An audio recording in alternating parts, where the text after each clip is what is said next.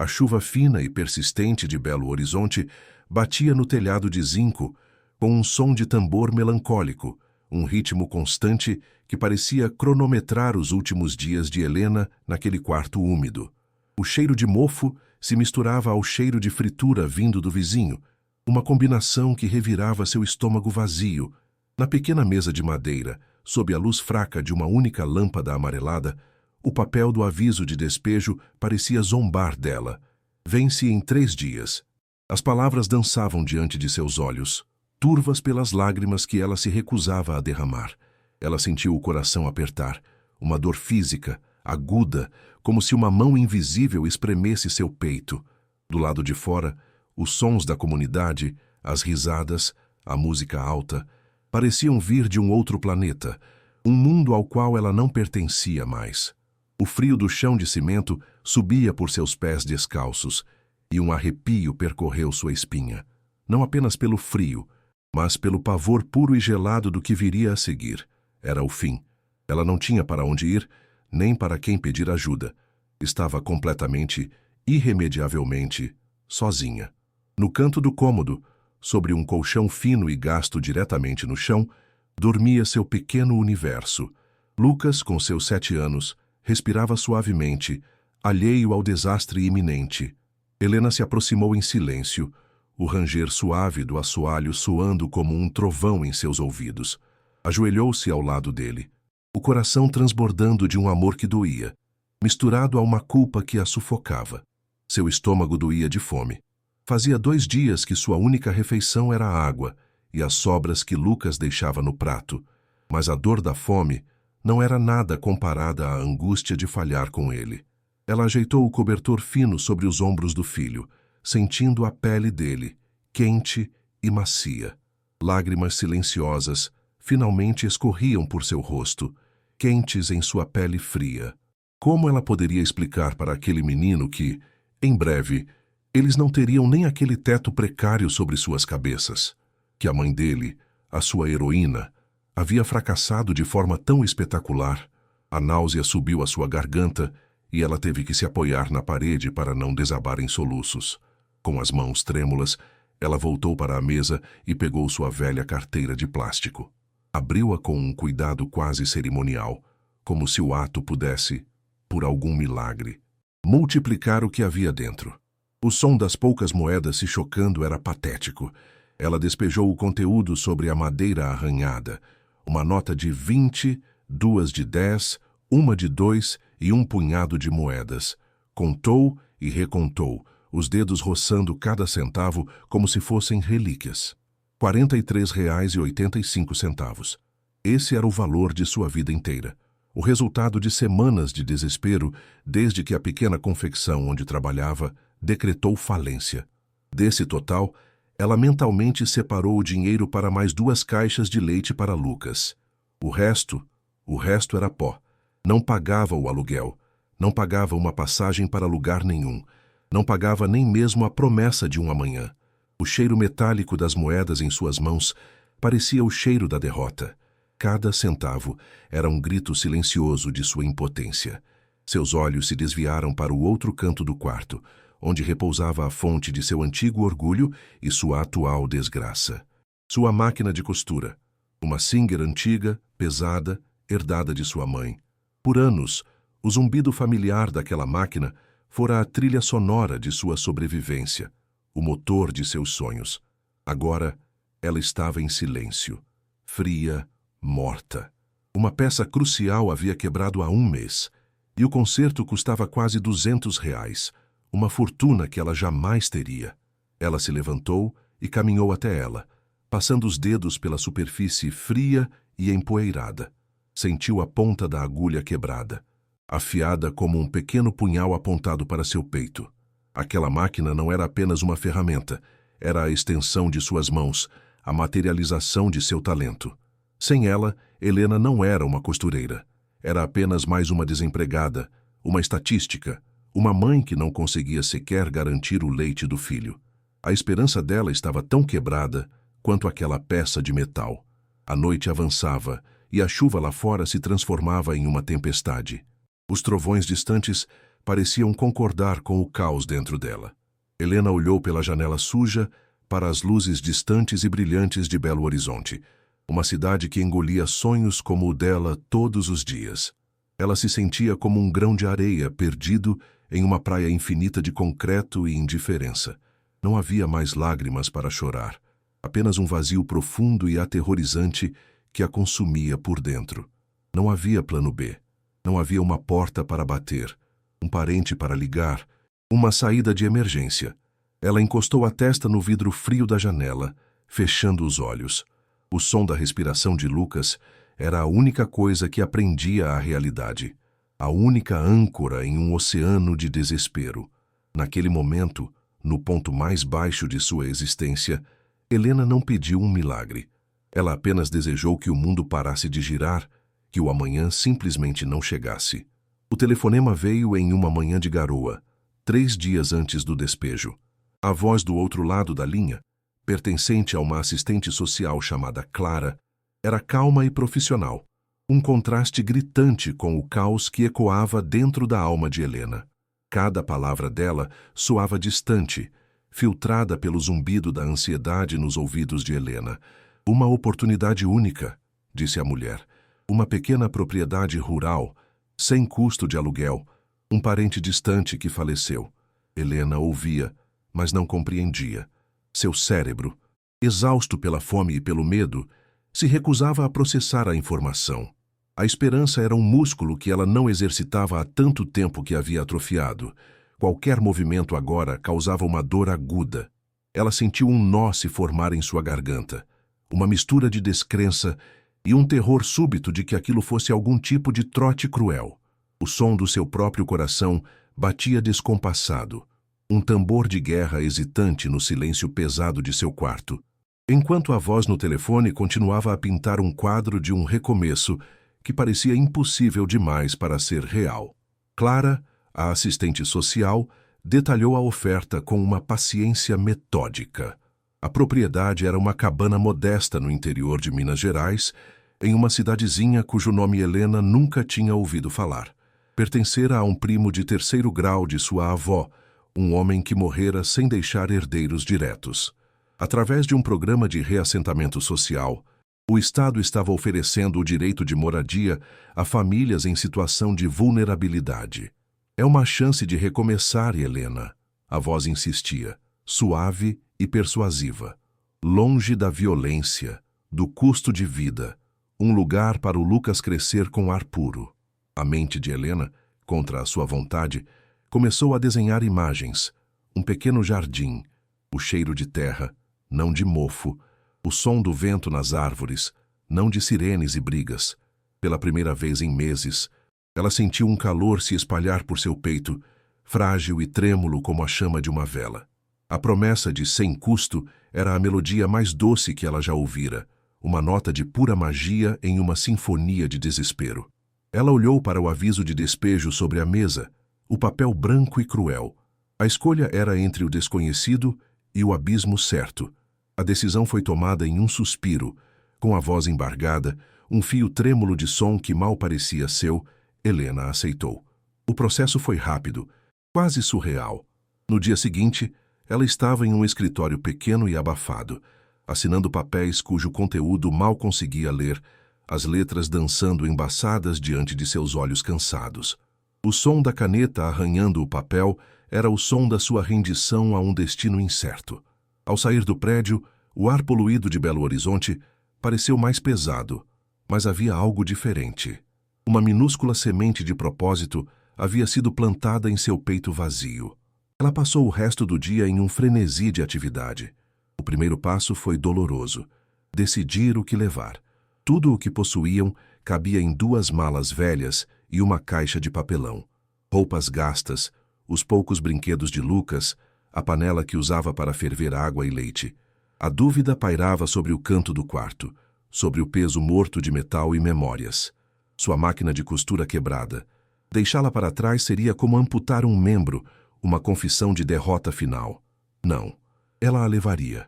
O esforço para carregar a máquina pesada e inútil, até o ponto de ônibus quase a fez desmaiar. O metal frio e pesado pressionava suas costas. Cada passo, uma punhalada de dor e exaustão, mas também de teimosia. Era o peso de um futuro que ela se recusava a abandonar completamente. A despedida da cidade foi silenciosa. Sentada na janela de um ônibus barulhento e lotado, Helena observou os prédios, os viadutos e a paisagem cinzenta de sua vida antiga se distanciarem até se tornarem um borrão. Lucas, ao seu lado, estava vibrante, os olhos brilhando com a aventura de viajar. Ele apontava para as vacas, para as árvores, para as nuvens, com uma alegria inocente que partia o coração de Helena. Ela forçou um sorriso, sentindo o gosto metálico da ansiedade na boca. O cheiro de diesel e poeira invadia suas narinas, misturando-se aos cheiros de dezenas de outros passageiros, cada um com sua própria jornada, sua própria história. Helena se sentia invisível, uma espectadora de sua própria vida, sendo levada por uma correnteza que ela não controlava. Horas se arrastaram. O asfalto cinzento deu lugar a estradas de terra vermelha e o ônibus, antes lotado, foi se esvaziando a cada parada em pequenos vilarejos poeirentos. O barulho da cidade foi substituído por um silêncio denso, quebrado apenas pelo ronco cansado do motor e pelo chacoalhar constante do veículo na estrada irregular. Helena sentiu um calafrio, apesar do calor abafado. A paisagem, que antes parecia promissora, agora se estendia em uma vastidão verde e monótona, uma imensidão que começava a parecer opressora. A sensação de isolamento começou a rastejar por sua pele, um arrepio frio subindo por sua espinha. Não havia mais prédios, nem lojas, nem luzes, apenas árvores, morros e um céu azul que parecia vasto e indiferente demais. Onde ela estava se metendo? A pequena chama de esperança em seu peito vacilou, ameaçando se apagar com a poeira que entrava pela janela aberta e cobria tudo com uma fina camada avermelhada. O otimismo forçado começava a dar lugar a uma apreensão crescente. Finalmente, o motorista gritou um nome que ela reconheceu do papel: Encruzilhada do Café Morto. A parada era exatamente isso, um cruzamento de duas estradas de terra, marcado por uma única placa de madeira torta e desbotada. Não havia um ponto de ônibus, uma loja, uma casa, nada. O motorista apontou para uma trilha estreita que se embrenhava na mata. É só seguir reto por uns 2 quilômetros. Não tem erro. O ônibus partiu em uma nuvem de poeira vermelha, deixando Helena e Lucas sozinhos no meio do nada absoluto. O silêncio que se abateu foi ensurdecedor. O som do vento assobiando entre as árvores parecia um lamento. Helena engoliu em seco, o gosto de poeira e medo em sua garganta. Ela ajeitou as malas pesadas, pegou a mão de Lucas e começou a andar. O sol do meio-dia castigava sem piedade, o calor escaldante fazendo o suor escorrer por seu rosto e colar a roupa em seu corpo. A cada passo, a esperança se tornava mais pesada que a máquina de costura em suas costas.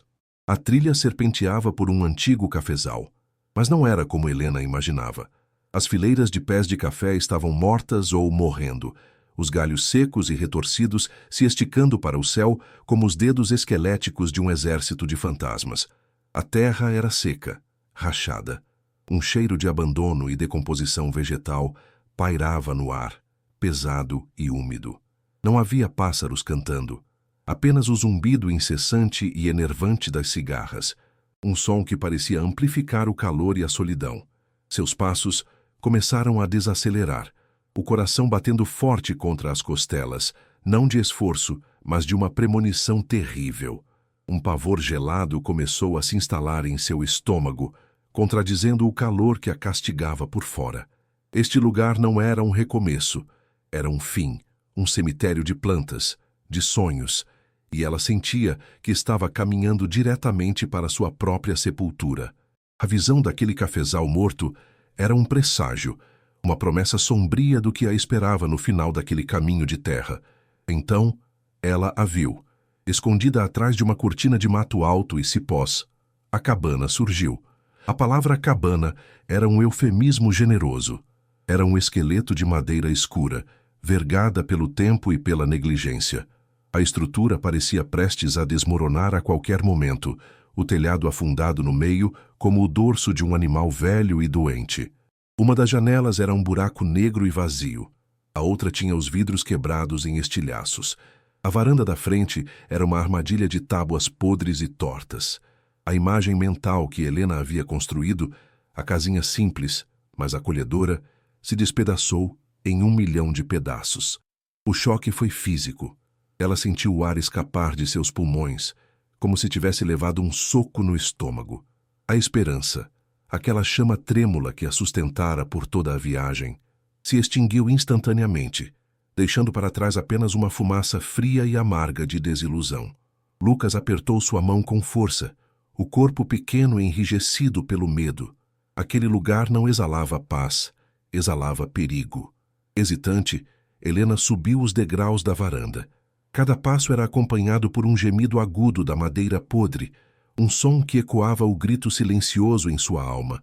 A porta, ou o que sobrou dela, estava escancarada, pendendo precariamente de uma única dobradiça enferrujada. Antes mesmo que pudesse olhar para dentro, o cheiro a atingiu. Uma onda espessa e repugnante de mofo, de poeira antiga, de umidade que nunca via o sol e o odor azedo e inconfundível de ratos. A náusea subiu à sua garganta, e ela teve que se apoiar no batente podre para não cair. Não era o cheiro de uma casa desabitada. Era o hálito fétido de um lugar que havia morrido e estava em decomposição. Ela sentiu o cheiro se agarrar a ela, penetrando em suas roupas, em seu cabelo, em sua pele. Aquele odor era a materialização de seu fracasso. Era o cheiro da armadilha na qual ela havia caído de bom grado, arrastando seu filho junto. Seus olhos arderam, mas as lágrimas não vieram. O choque era grande demais. O horror paralisante. Reunindo uma coragem que não sabia que tinha, ela entrou. A escuridão a envolveu. A pouca luz que conseguia penetrar pelas janelas imundas e quebradas revelava um cenário de desolação total. Teias de aranha, grossas e pesadas como mortalhas, pendiam do teto e cobriam todos os cantos. O chão era uma colcha de retalhos de tábuas soltas, buracos e uma camada de sujeira e detritos que parecia ter se acumulado por décadas. No centro do único cômodo, uma poça de água escura refletia um buraco no teto, um olho sombrio que olhava diretamente para o céu. Um rato passou correndo por seus pés, um vulto rápido e nojento que a fez soltar um grito sufocado. Ela sentiu a pele se arrepiar, o pânico começando a borbulhar em seu peito, quente e sufocante. Aquilo não era uma casa, era um refúgio de pragas, uma ruína esquecida pelo tempo e por Deus. A assistente social não lhe dera uma oportunidade. Ela a havia exilado para o inferno. Seus olhos frenéticos procuraram por qualquer sinal de civilização. Qualquer coisa que a assistente social mencionou. Eletricidade. Viu apenas fios velhos e cortados pendendo inutilmente de uma parede manchada de umidade. Água encanada. Não havia pia, nem torneira. Sua busca desesperada a levou para fora, nos fundos da cabana, onde encontrou uma bomba de água manual, enferrujada e provavelmente seca há anos. Mais adiante, semi-oculta pelo mato, a estrutura precária de uma casinha de madeira indicava ser o banheiro. Uma latrina a céu aberto. A realidade a atingiu com a força de uma marreta, sem luz, sem água, sem saneamento, sem vizinhos. A situação era infinitamente pior do que o quarto úmido na comunidade.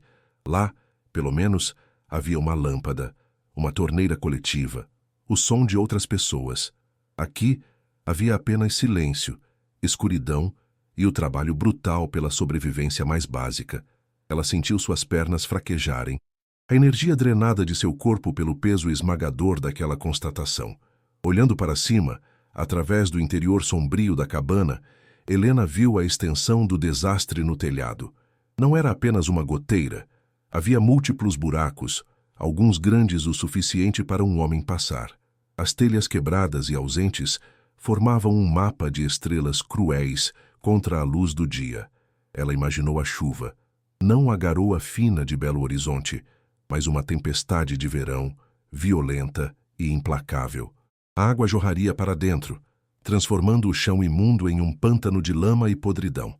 A imagem de Lucas, seu filho, tentando dormir naquele chão frio e sujo, enquanto a chuva gelada caía sobre seu corpo pequeno, invadiu sua mente. Foi essa imagem que quebrou sua paralisia. Uma onda de terror puro e visceral a dominou, um medo primal de mãe que não conseguia proteger sua cria. Aquele lugar não era apenas inabitável, era uma sentença de morte lenta por doença e exposição. Ela deixou as malas e a pesada caixa de papelão caírem no chão. O baque surdo ecoou pelo espaço vazio, o som da sua última esperança se espatifando contra a realidade. As forças a abandonaram por completo. Ela deslizou pela parede mais próxima, sem se importar com a umidade, com o mofo, com a sujeira que se impregnava em sua roupa. Encolheu-se, abraçando os joelhos, e o dique de controle que ela construíra com tanto esforço finalmente se rompeu. Os soluços vieram, violentos e guturais, rasgando sua garganta. Não eram lágrimas de tristeza, mas de raiva, de humilhação, de um desespero tão profundo que parecia não ter fundo. Ela chorou pela sua estupidez em acreditar, pela crueldade da falsa promessa, pela jornada exaustiva que a levara da frigideira diretamente para o fogo. Ela chorou porque estava presa, sem dinheiro para voltar, sem forças para continuar, em uma armadilha perfeita no meio do nada. No auge de seu colapso, ela sentiu um toque pequeno e hesitante em seu braço. Abriu os olhos inundados de lágrimas e viu o rosto de Lucas, pálido e assustado. Seus olhos grandes, que antes brilhavam de excitação, agora estavam cheios de medo e confusão. Com a voz trêmula, quase um sussurro, ele perguntou: "Mãe, a gente vai morar aqui? Eu tô com medo." Aquelas palavras, a confirmação audível do medo de seu filho, foram a punhalada final. O som da voz dele, tão pequena e vulnerável naquele ambiente hostil, foi mais aterrorizante que o silêncio, mais repugnante que o cheiro de mofo, mais devastador que a visão da ruína. Naquele instante, Helena entendeu a verdade absoluta de sua situação. Ela não havia simplesmente chegado a um lugar ruim. Ela havia conduzido seu filho, sua única razão de viver, para o coração da escuridão. A esperança não estava apenas morta. Ela nunca existiu. E o que restava era um terror puro, gelado e absoluto, que a envolvia como uma mortalha. As primeiras semanas foram um borrão de sobrevivência brutal. Helena aprendeu a ler a linguagem da miséria rural. Aprendeu que o som do vento nos galhos secos do cafezal podia soar como um sussurro de aviso ou um lamento de solidão. Aprendeu o cheiro da terra seca antes do anoitecer e o odor úmido e terroso que subia do chão com o orvalho da madrugada. Seus dias eram uma rotina exaustiva e repetitiva. Procurar por lenha seca, tentar consertar a bomba de água manual com uma teimosia nascida do desespero e ferver a pouca água barrenta que conseguia extrair em uma fogueira improvisada. O fogo era seu único companheiro nas noites frias. A dança das chamas, a única luz em um mundo de escuridão profunda e assustadora. A fome era uma dor constante em seu estômago, um nó que se apertava a cada refeição que ela pulava para garantir que Lucas tivesse o pouco que encontravam. Ela se sentia mais animal do que humana, movida por um instinto primal de proteger sua cria a qualquer custo, o coração pesado como uma pedra. A noite em que tudo mudou começou como tantas outras, com o céu se fechando em um breu ameaçador. Mas a tempestade que desabou não era como as chuvas anteriores. Era uma fúria bíblica. O vento não uivava. Ele gritava, chicoteando a cabana com uma violência que fazia a estrutura inteira gemer e ranger. Raios rasgavam o céu, iluminando a paisagem em flashes estroboscópicos e medonhos, seguidos por trovões tão próximos e altos que o chão tremia. Helena e Lucas estavam encolhidos no canto mais seco que ela conseguira criar, cobertos com todas as roupas que possuíam. Ela sentiu o corpo pequeno do filho tremer contra o seu, não apenas de frio, mas de puro terror. O som da tempestade era ensurdecedor, um caos de água, vento e madeira rangendo. Helena abraçou Lucas com força, sussurrando palavras de conforto que mal conseguia ouvir, sentindo seu próprio coração bater em sincronia com os trovões. Uma batida selvagem de medo e impotência absoluta naquele inferno de barulho e escuridão. Então, ela ouviu, por cima do rugido da tempestade, um som novo e alarmante. O ploque, ploque, ploque da goteira que caía sobre a cama improvisada de Lucas havia mudado. Agora era um fluxo constante, quase uma pequena cachoeira. Um raio iluminou o cômodo por um segundo, o suficiente para Helena ver a poça de água se formando perigosamente perto de onde o filho dormia. Um pânico gelado subiu por sua espinha, mais forte que o medo da tempestade. Era a ameaça imediata, a violação de seu pequeno e frágil santuário. Ela se levantou rápido, o movimento brusco em meio à paralisia do medo. O chão estava gelado e escorregadio sob seus pés descalços. Ela pegou a única panela que tinha, correndo para colocá-la sob o fluxo de água. O som da água batendo no metal era um alarme estridente, um anúncio de que a frágil barreira entre eles e a fúria da natureza havia finalmente se rompido. A proteção que ela tentava oferecer era tão inútil quanto aquela panela pequena demais. A panela transbordou em menos de 1 minuto. A água gelada se espalhou pelo chão, molhando as poucas roupas que usavam como colchão. Helena sentiu a náusea da derrota subir à sua garganta. Era inútil. A cabana estava se desfazendo ao redor deles. Com um suspiro de frustração que se transformou em um soluço reprimido, ela acordou Lucas gentilmente. O menino, grogue de sono e medo, mal protestou. Ela o carregou para o outro lado do cômodo, o único canto que ainda parecia relativamente seco, e o envolveu em seu próprio casaco. "Fique aqui, meu filho. A mamãe vai dar um jeito." Ela mentiu, a voz soando estranhamente calma em meio ao caos. Mas não havia jeito. A água continuava a jorrar. Ela olhou para cima, para o teto escuro de onde vinha a torrente. Havia um alçapão ali, uma abertura quadrada que levava ao sótão. O desespero lhe deu uma coragem que não possuía. Ela precisava subir. Precisava tentar bloquear o buraco, mesmo que fosse com seu próprio corpo. Com as mãos trêmulas, ela arrastou a pesada mesa de madeira para debaixo do alçapão. O som da madeira se arrastando pelo chão foi um gemido de protesto. A mesa era instável, mas era a única coisa alta o suficiente. Ela subiu, sentindo a madeira balançar sob seu peso. Seu estômago revirou, o medo da altura se misturando ao pavor da situação. Com um esforço que fez seus músculos gritarem, ela empurrou a tampa do alçapão. A madeira, úmida e pesada, cedeu com um rangido doloroso, liberando uma lufada de ar frio e um cheiro ainda mais intenso de mofo e podridão. A escuridão lá em cima era absoluta, um negrume palpável. Por um instante, o medo a paralisou. O que ela esperava encontrar lá? Ratos maiores, cobras, o próprio esqueleto da casa desabando sobre ela.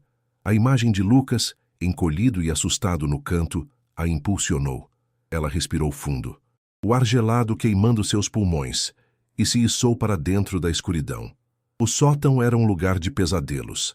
O telhado quebrado permitia que a chuva entrasse em vários pontos, criando um labirinto de feixes de luar e goteiras. O assoalho era uma armadilha de tábuas podres e pregos enferrujados. O vento assobiava pelos buracos com uma força assustadora, como se o sótão fosse a boca aberta da cabana, gritando contra a tempestade. Helena se movia com uma cautela extrema, as mãos estendidas na escuridão, sentindo o caminho.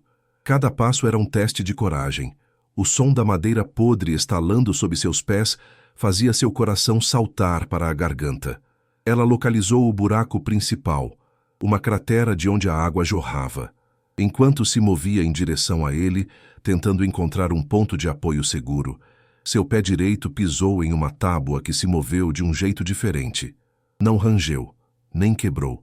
Ela afundou levemente, com um som oco e um baque surdo, como se estivesse solta. Ela congelou. O som foi sutil, quase imperceptível em meio ao barulho da tempestade, mas seu corpo inteiro registrou a anomalia. O instinto lhe dizia para ignorar, para focar no buraco no telhado, na sobrevivência imediata. Mas uma outra sensação, uma curiosidade afiada e insistente, começou a formigar em sua mente. Ela recuou um passo e, com a ponta do pé, tocou a tábua novamente. O mesmo som oco, a mesma sensação de que não estava pregada como as outras. Um arrepio percorreu sua espinha. E desta vez, não era apenas pelo frio. Era algo mais.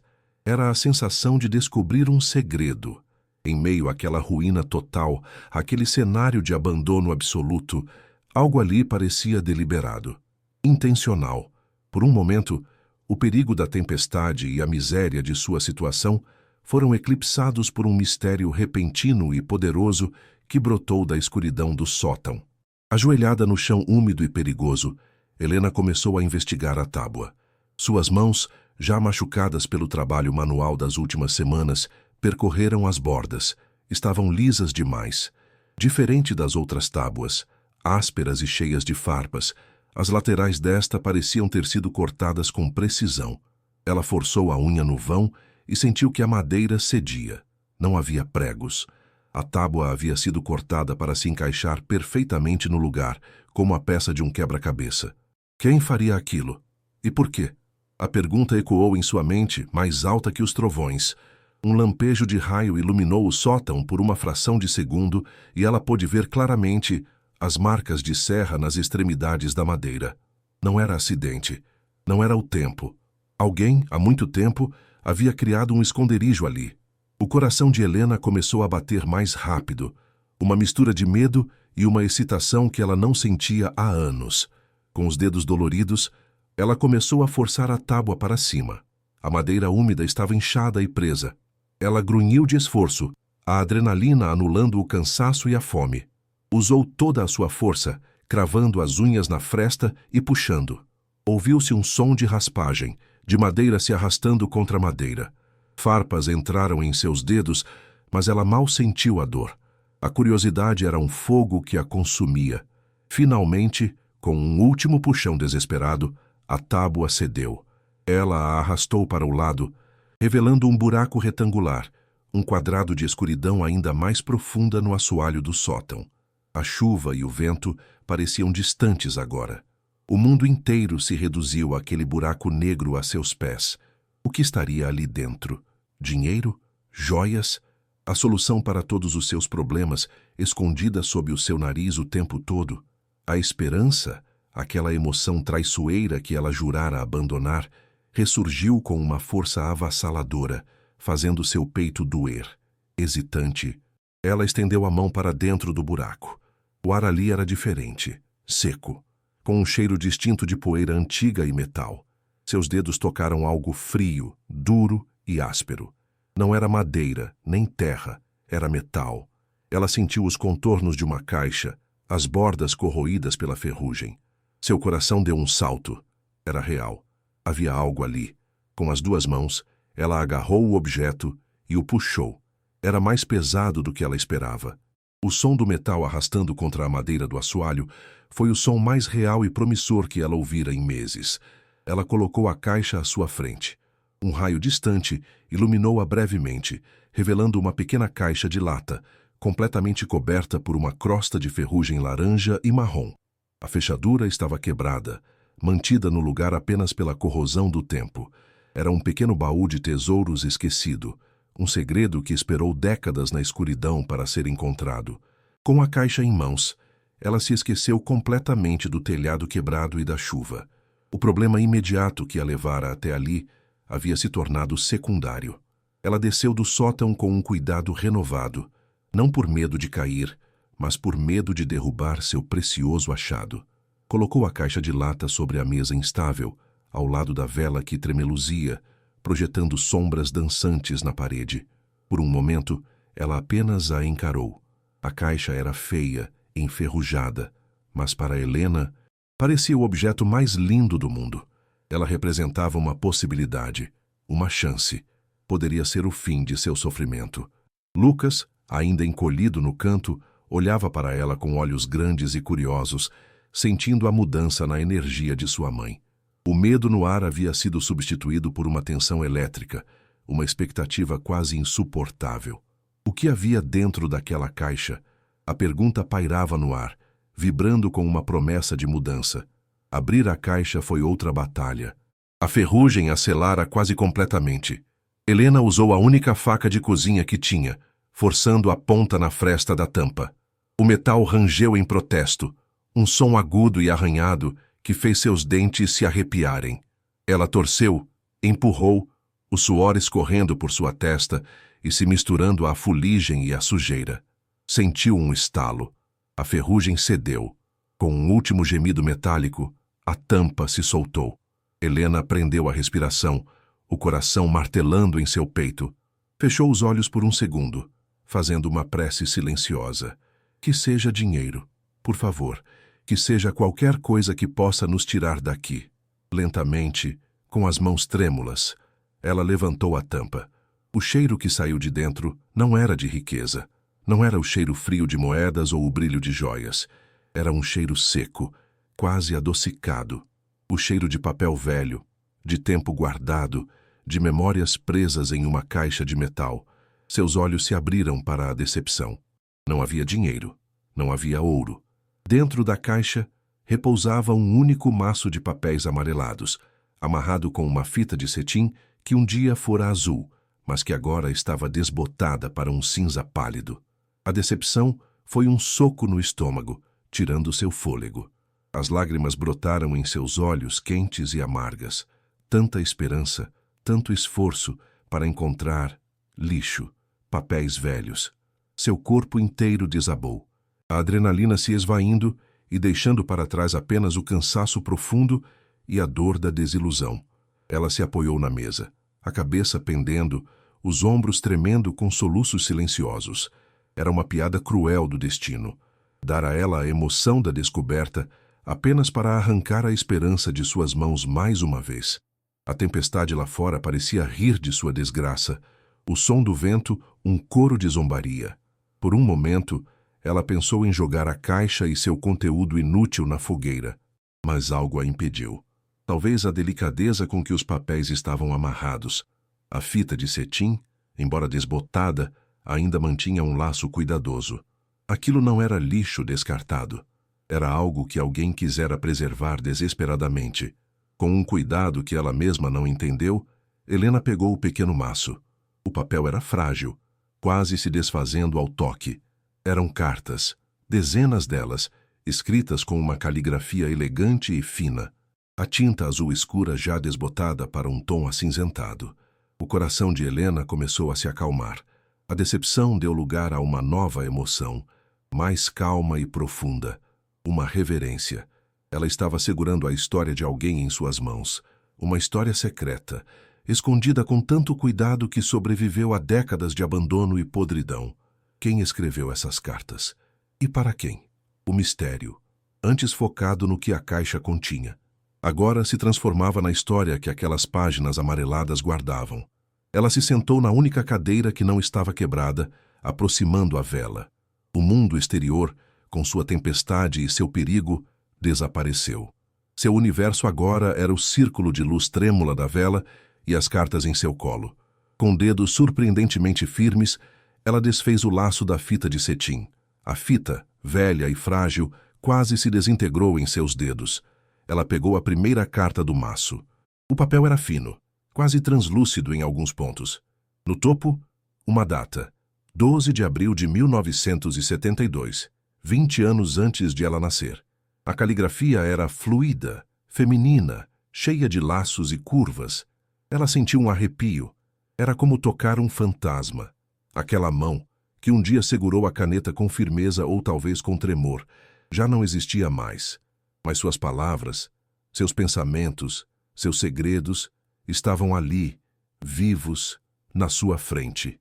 O cheiro de papel velho era o perfume de um tempo esquecido, e Helena se sentiu como uma arqueóloga prestes a desvendar uma tumba.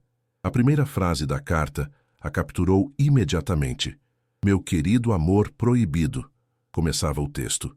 As palavras pularam da página, carregadas de uma intensidade que o tempo não conseguiu apagar. Amor proibido. Aquilo explicava o esconderijo, o segredo.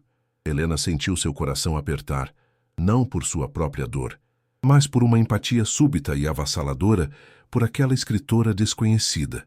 Ela, que se sentia a pessoa mais sozinha do mundo, de repente se viu conectada a outra alma solitária, uma mulher que também viveu às margens, amando em segredo. Ela continuou a ler, a luz da vela dançando sobre as palavras. A carta descrevia encontros furtivos no cafezal, O medo constante de serem descobertos, a doçura de um beijo roubado sob a luz da lua. A linguagem era poética, apaixonada, cheia de uma esperança e um desespero que Helena reconheceu em seu próprio coração.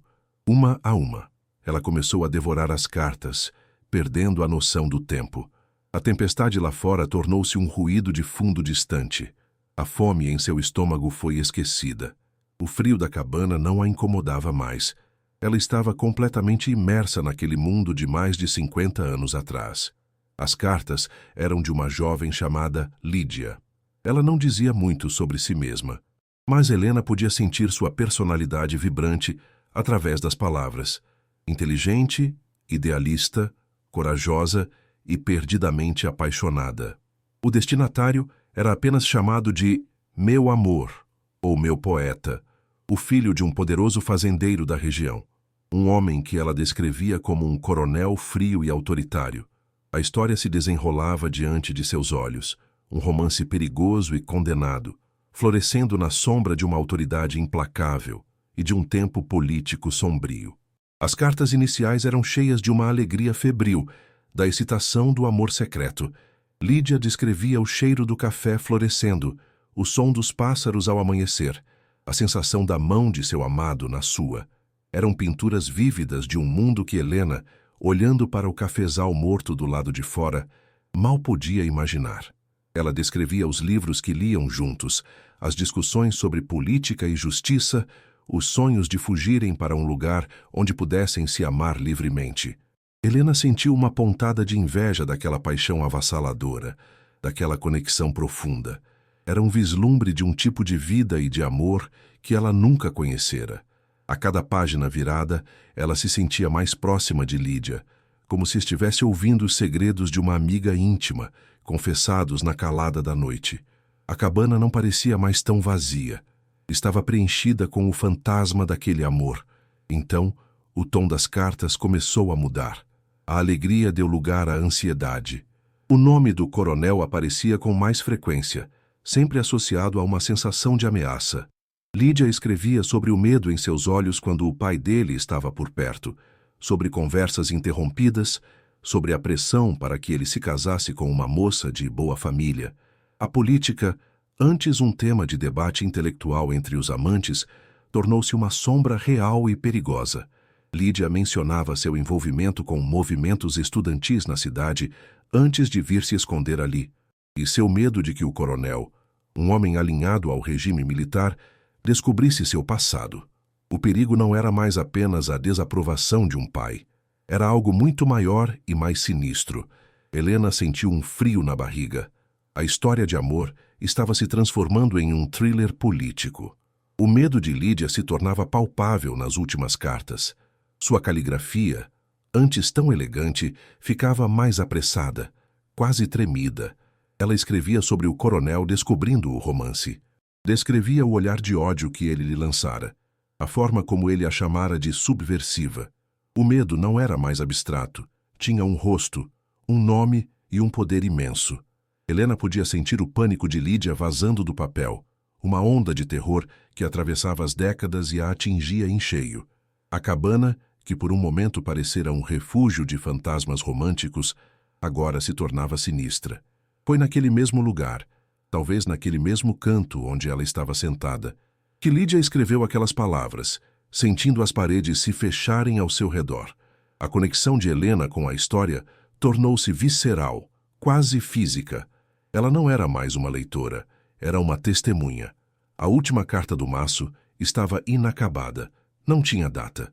Era apenas um pedaço de papel rasgado, as palavras rabiscadas com uma pressa desesperada, a tinta borrada em alguns pontos, como se lágrimas tivessem caído sobre ela.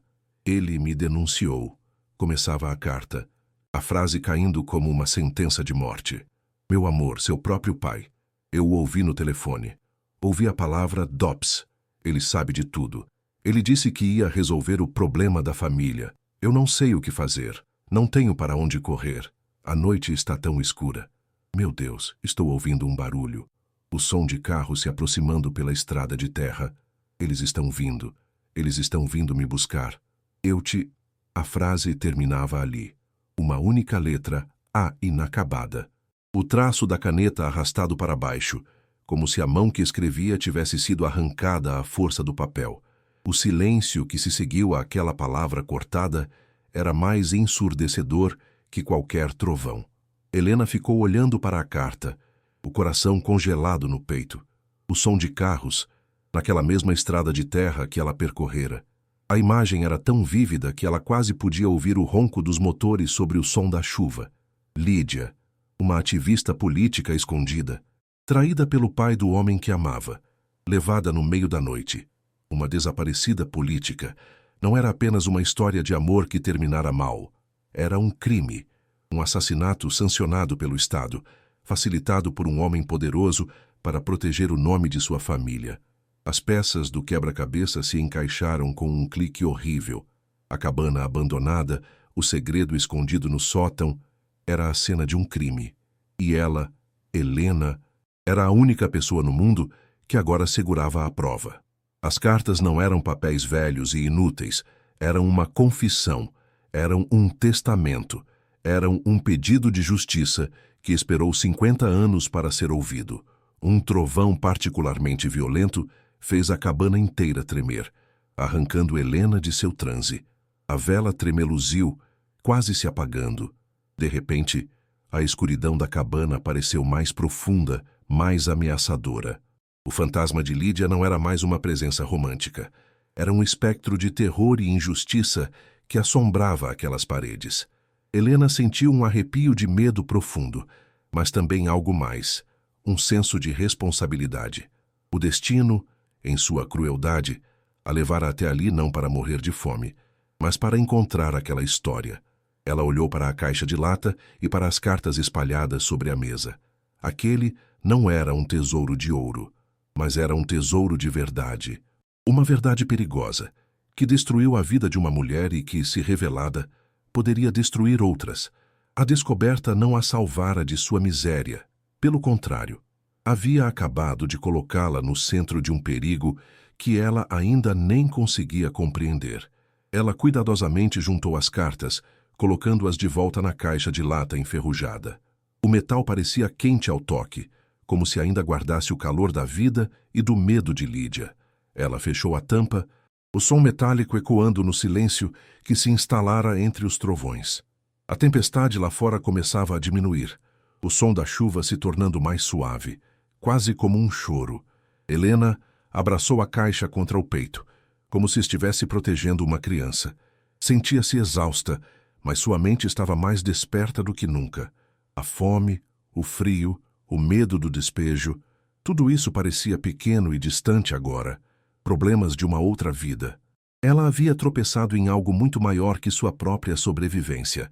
Havia tropeçado na história sombria do Brasil, escondida em uma cabana podre no meio do nada. E ela sentia, com uma certeza arrepiante, que a história ainda não havia terminado. Ela olhou para Lucas, que finalmente adormecera, exausto pelo medo.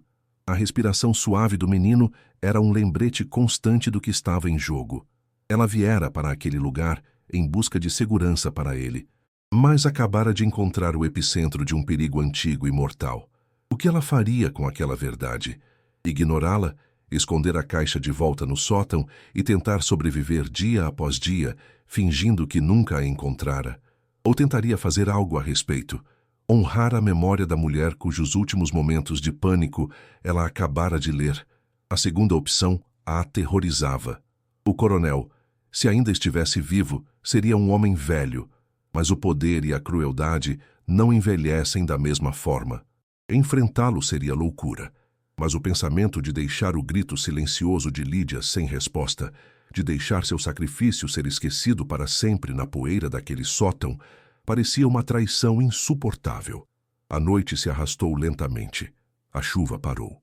O único som era o gotejar constante da água do telhado quebrado e a respiração de seu filho. Helena não dormiu. Sentada na escuridão, com a caixa de lata fria em seu colo, ela sentiu o peso do mundo em seus ombros.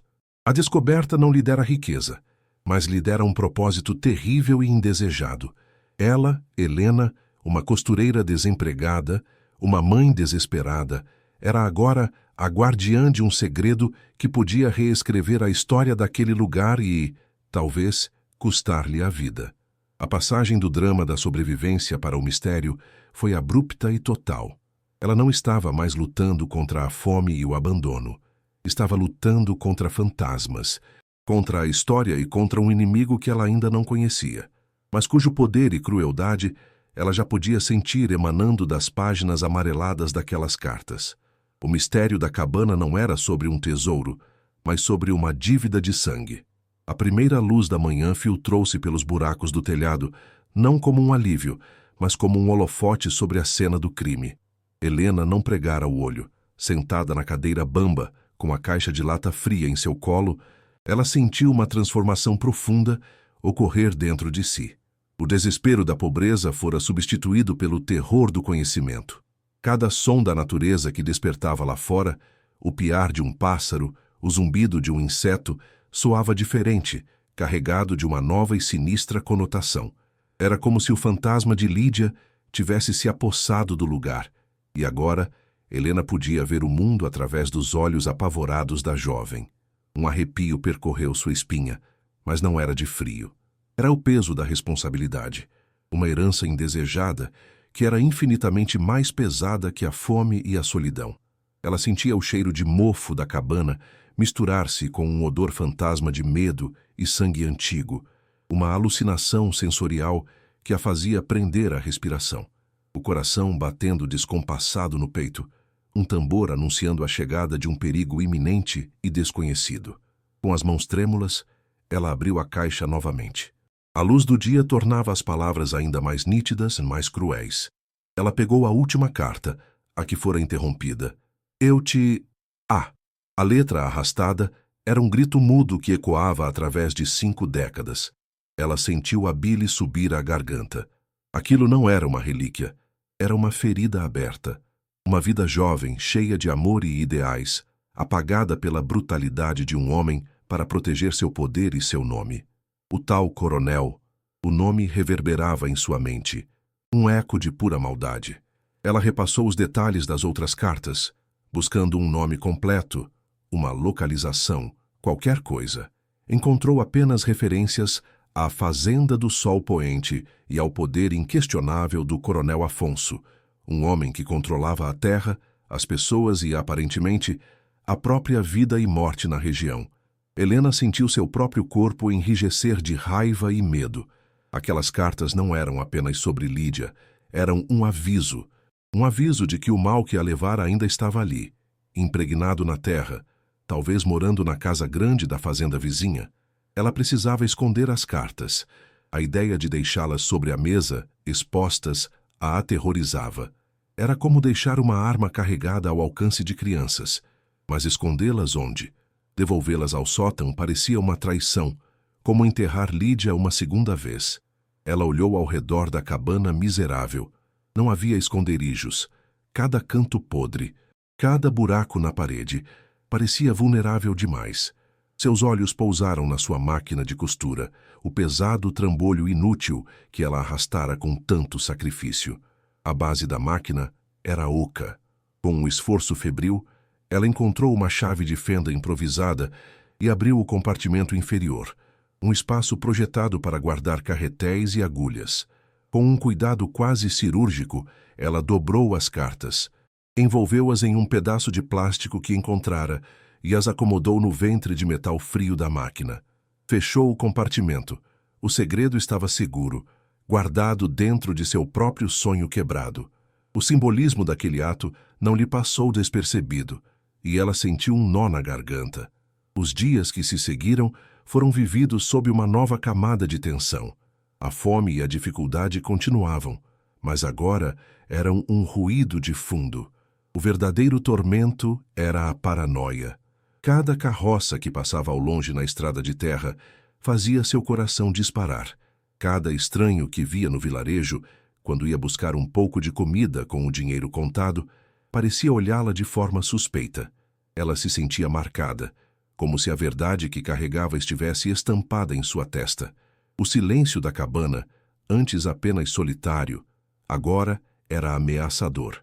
Ela se pegava, prendendo a respiração, para ouvir melhor os sons da mata, imaginando passos se aproximando, vozes sussurrando do lado de fora.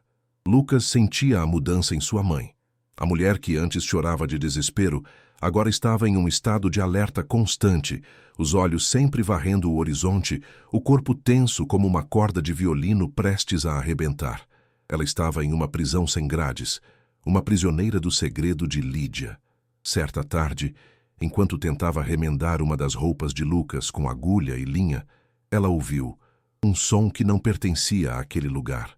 Não era o motor cansado de um trator velho ou de uma moto. Era um ronco suave, potente e luxuoso. O som de um carro caro se aproximando lentamente pela estrada de terra. Helena congelou, a agulha pairando no ar. Seu sangue gelou nas veias. Ela correu para a janela quebrada, espiando por uma fresta. Uma caminhonete preta, reluzente, que parecia uma pantera de metal em meio à poeira vermelha, parou exatamente em frente à trilha que levava à cabana. O brilho do sol no capô polido era quase ofensivo, uma demonstração de riqueza e poder que contrastava violentamente com a miséria ao redor. O silêncio que se seguiu, quando o motor foi desligado, foi mais ensurdecedor do que qualquer barulho. O coração de Helena martelava em seu peito, tão alto que ela temia que pudesse ser ouvido do lado de fora. Eles a encontraram. A frase era um grito silencioso em sua mente. A porta do motorista se abriu lentamente. A primeira coisa que Helena notou foram os sapatos. Sapatos de couro caros, impecavelmente limpos, pisando com firmeza na terra seca. Depois, a calça de linho, a camisa branca de botões. Finalmente, o homem saiu por inteiro. Era velho, talvez com seus 80 anos. O corpo um pouco curvado pelo tempo, mas a postura ainda era de comando. Cabelos brancos e ralos, mas um rosto que parecia esculpido em granito, marcado por rugas profundas que não sugeriam sabedoria, mas uma dureza implacável. Os olhos, mesmo à distância, pareciam pequenos e penetrantes, como os de uma ave de rapina. Ele não olhou imediatamente para a cabana. Em vez disso, observou o cafezal morto ao redor, o queixo erguido, como um rei inspecionando um domínio decrépito. Helena sentiu um pavor visceral. Não precisava que ninguém lhe dissesse: aquele era o coronel Afonso. A encarnação do mal que ela lera nas cartas estava ali, em carne e osso, a poucos metros de sua porta. Ele começou a andar pela trilha, não com a hesitação de um velho, mas com a segurança de quem conhece cada palmo daquela terra. Cada passo dele parecia esmagar algo no chão e no peito de Helena. Ela recuou da janela, o corpo tremendo incontrolavelmente. Lucas, entre no quarto. Agora, fique quietinho e não faça barulho, ela sussurrou, a voz saindo como um sopro áspero.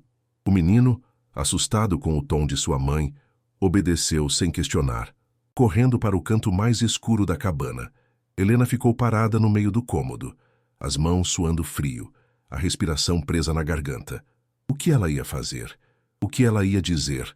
A caixa com as cartas parecia queimar dentro da máquina de costura, uma presença radioativa. Ela ouviu os passos na varanda podre, o rangido da madeira soando como um aviso de funeral. Então, a silhueta do homem preencheu o vão da porta, bloqueando a luz do sol, mergulhando o interior da cabana em uma sombra súbita e fria. "Boa tarde", disse ele. A voz era surpreendentemente suave, quase avoenga, mas carregada de uma autoridade que não admitia réplica. O som daquela voz, tão calma e polida, era mais aterrorizante do que se ele tivesse gritado. Ele entrou na cabana sem pedir permissão, os olhos varrendo o ambiente com um misto de nojo e curiosidade. O cheiro dele invadiu o espaço, uma mistura de colônia cara e tabaco. Um aroma que sufocava o cheiro de mofo e pobreza. Helena sentiu-se invadida, violada. Ele era a própria imagem do poder, e ela, com suas roupas gastas e sujas, sentiu-se menor e mais insignificante do que nunca. "Então é aqui que a senhora está morando", ele continuou, um sorriso fino e sem calor nos lábios. "Uma mulher sozinha, com uma criança, neste lugar. É preciso muita coragem." A palavra coragem soou como uma acusação, um insulto velado. Helena apenas assentiu, incapaz de formar uma única palavra, a garganta seca como o pó do chão. Ele caminhou pelo cômodo, desviando com desprezo de uma poça de água. Eu sou Afonso. Ele se apresentou, como se ela não soubesse. Dono de tudo isso aqui que a senhora vê. Esta terra pertence à minha família há gerações. A ênfase na palavra minha foi como uma bofetada. Ele parou e a encarou, os olhos pequenos e brilhantes fixos nos dela. Helena sentiu seu olhar como uma invasão física, vasculhando sua alma, procurando por seus medos. Ouvi dizer que uma moça da cidade tinha vindo morar nesta tapera, ele disse, a palavra tapera, carregada de desdém. Fiquei preocupado. Este não é um lugar seguro. Ele fez uma pausa, deixando a frase pairar no ar como fumaça de cigarro. O silêncio se esticou, tenso, e Helena podia ouvir o som do seu próprio sangue pulsando nos ouvidos. O instinto de sobrevivência gritava para ela correr, mas suas pernas pareciam feitas de chumbo, presas ao chão. Olhas, minha filha, ele continuou, o tom agora falsamente paternal, o que a fez sentir um calafrio na espinha. Eu entendo as dificuldades da vida, e eu não gosto de ver gente sofrendo nas minhas terras. Ele enfiou a mão no bolso da calça e tirou um maço de notas. Era um bolo fino, quase insultuoso. Ele as estendeu na direção dela. Tome, tem R$ 500 aí. É para a senhora pegar seu menino, comprar uma passagem de volta para a cidade e recomeçar em outro lugar. Um lugar mais decente. R$ 500. O valor era uma piada, um tapa na cara. Não era uma oferta. Era uma ordem de despejo disfarçada de caridade. Era o preço que ele estava colocando na vida dela, no silêncio dela.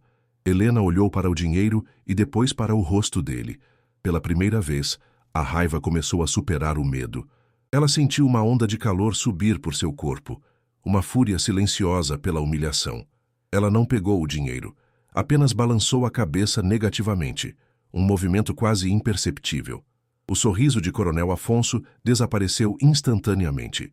Seus olhos se estreitaram, a máscara de simpatia caindo para revelar a rocha fria por baixo.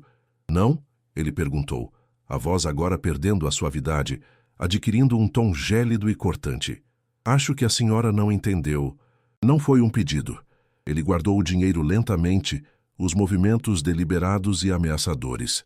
Esta cabana vai ser derrubada. Faz parte de uma limpeza que estou fazendo na propriedade. A senhora tem 2 dias para sumir daqui. A ameaça não era mais velada. Era direta, brutal. Helena sentiu o chão desaparecer sob seus pés. 2 dias. Era uma sentença. Ela olhou instintivamente na direção da máquina de costura, um movimento rápido e involuntário que não passou despercebido por ele. Os olhos do coronel seguiram o dela, e um brilho de compreensão perversa surgiu em seu rosto. Ele deu um passo na direção dela, invadindo o seu espaço pessoal. Helena recuou até suas costas baterem na parede úmida. Ele se inclinou, o rosto velho e enrugado a centímetros do dela. O cheiro de tabaco era forte, nauseante. Deixe-me dar um conselho, moça, ele sussurrou, a voz baixa e sibilante como a de uma cobra. A curiosidade é uma doença perigosa, especialmente por aqui. Esta terra guarda muitas histórias, e é melhor que elas continuem enterradas. Ele olhou fundo nos olhos dela, e Helena viu ali não apenas a crueldade, mas a certeza absoluta de seu poder e de sua impunidade. Pessoas curiosas costumam sofrer acidentes lamentáveis, escorregam na mata, se perdem no escuro. Incêndios acontecem. A palavra incêndios foi dita com uma ênfase sutil e terrível, e fez o estômago de Helena se contrair em um nó de puro pavor. Era a promessa do que aconteceria se ela não obedecesse. Ele se endireitou, ajustou a camisa e, sem dizer mais uma palavra, virou-se e saiu da cabana. Helena ficou paralisada, encostada na parede, tremendo da cabeça aos pés, o suor frio escorrendo por suas costas. Ela ouviu os passos dele se afastando na varanda. O som do motor do carro sendo ligado, a potência do veículo jogando cascalho para longe, enquanto ele acelerava pela estrada de terra. O barulho foi diminuindo até desaparecer por completo, deixando para trás um silêncio ainda mais aterrorizante do que antes. A ameaça dele pairava no ar, palpável como o cheiro de mofo. Ele sabia. Ele não sabia o que ela tinha encontrado, mas ele suspeitava, e ele a tinha sentenciado. Ela tinha 2 dias para fugir ou enfrentar as consequências. O olhar dela correu para o canto onde Lucas estava escondido e depois para a máquina de costura, onde a história de Lídia gritava por justiça. Ela estava encurralada. Fugir significava deixar a memória de Lídia ser enterrada para sempre, permitindo que um assassino vencesse mais uma vez. Significava carregar aquele segredo pesado pelo resto de sua vida, sempre olhando por cima do ombro. Ficar e lutar. Lutar como? Ela era uma mulher sozinha, sem dinheiro, sem contatos, contra o homem mais poderoso da região. Um homem que já tinha matado antes e que não hesitaria em fazer de novo para proteger seus segredos. Ele a queimaria viva, a ela e a seu filho, e ninguém jamais saberia. A cabana, que antes era uma ruína, agora parecia uma cova esperando para ser fechada. O pavor era tão intenso que ela mal conseguia respirar. A segurança de seu filho contra a justiça por uma desconhecida. Sua vida contra a verdade. A escolha era impossível, um dilema moral que rasgava sua alma em duas.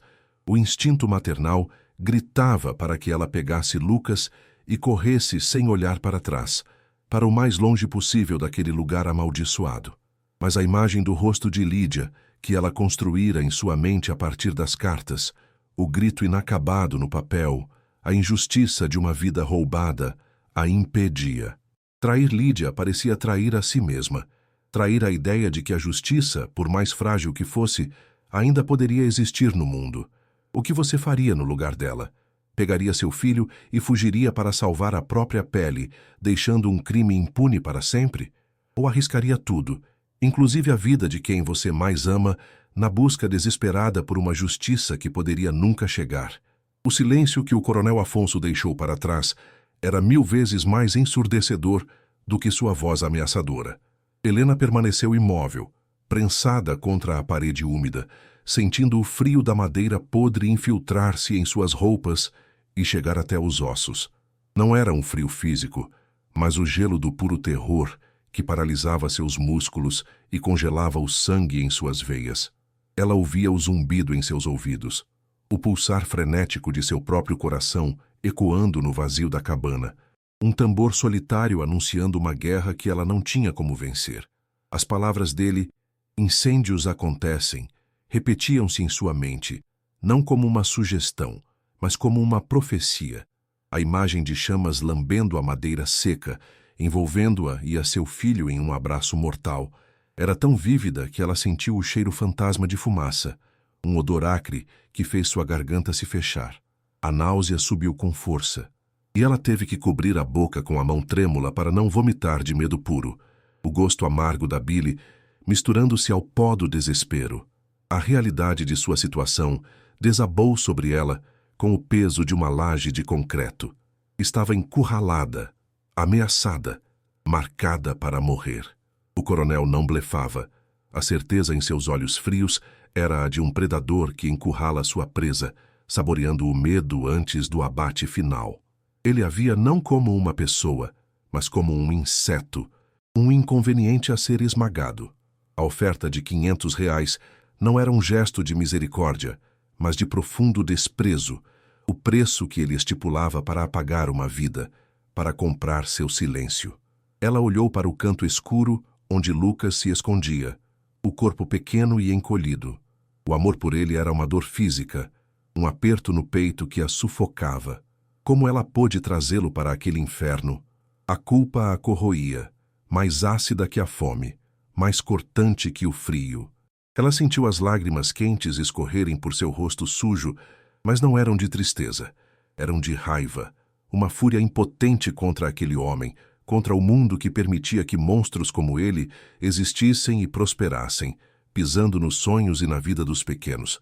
Seu instinto primário gritava uma única palavra: fuja, pegue Lucas, pegue a caixa com as cartas e corra sem olhar para trás. Corra até suas pernas cederem, até seus pulmões arderem, para longe daquele lugar amaldiçoado, para longe da sombra do coronel Afonso. A sobrevivência era o único imperativo lógico. Mas então, a imagem do rosto de Lídia, construída em sua mente, a partir da caligrafia apaixonada e desesperada, sobrepôs-se a de seu filho. O grito inacabado na última carta ecoava em sua alma. Eu te... Era um chamado, uma responsabilidade que o destino lhe jogara no colo. Fugir seria uma traição. Seria deixar Lídia morrer pela segunda vez. Sua história e sua justiça, enterradas para sempre sob o peso do medo de Helena. Seria permitir que a escuridão vencesse mais uma vez. Ela sentiu seu corpo ser rasgado ao meio por esse dilema impossível, o instinto maternal em guerra declarada contra um senso de justiça recém-descoberto e terrivelmente perigoso. Seu estômago doía, não de fome, mas da angústia da escolha. Em meio ao nevoeiro do pânico, uma lembrança surgiu, frágil como um fio de teia. Uma conversa que ela ouvira de relance no pequeno armazém do vilarejo dias atrás. Duas mulheres cochichando sobre o coronel Afonso. Uma delas mencionou um nome, Senhor Joaquim, o velho Joaquim. Aquele sabe de tudo o que já aconteceu nessa terra. Lembra de cada alma que já pisou aqui. A frase, que na hora parecera apenas uma fofoca de cidade pequena, agora soava como a única chave para uma porta trancada. Joaquim, o guardião das histórias, o morador mais antigo. Se alguém conhecia a verdade por trás das cartas, se alguém podia confirmar a identidade do coronel e a história de Lídia, seria ele. Não era um plano. Era um ato de desespero, um último e improvável lance de dados. Ela não iria até ele em busca de um exército, mas de uma confirmação, de uma testemunha. Precisava saber que não estava louca, que o perigo que sentia era real e que a história que encontrara não era um delírio. Era sua única chance. A decisão foi tomada em um instante, com a clareza que só o desespero absoluto pode proporcionar. Ela não podia fugir sem saber a extensão do monstro que a caçava, e não podia ficar e lutar sozinha. Joaquim era a única variável, a única peça desconhecida naquele tabuleiro mortal. Ela foi até Lucas, ajoelhou-se em sua frente e olhou fundo nos olhos assustados do menino. Meu filho, vamos fazer um passeio muito importante. Está bem? Precisamos ir agora, antes que escureça. Sua voz estava firme, uma calma artificial que custou cada grama de sua força de vontade. Ela pegou a caixa de lata de dentro da máquina de costura, o metal frio contra sua pele quente e suada, e a enfiou em sua única bolsa. Pegou a mão de Lucas, o toque da pele macia e quente dele a ancorando na realidade.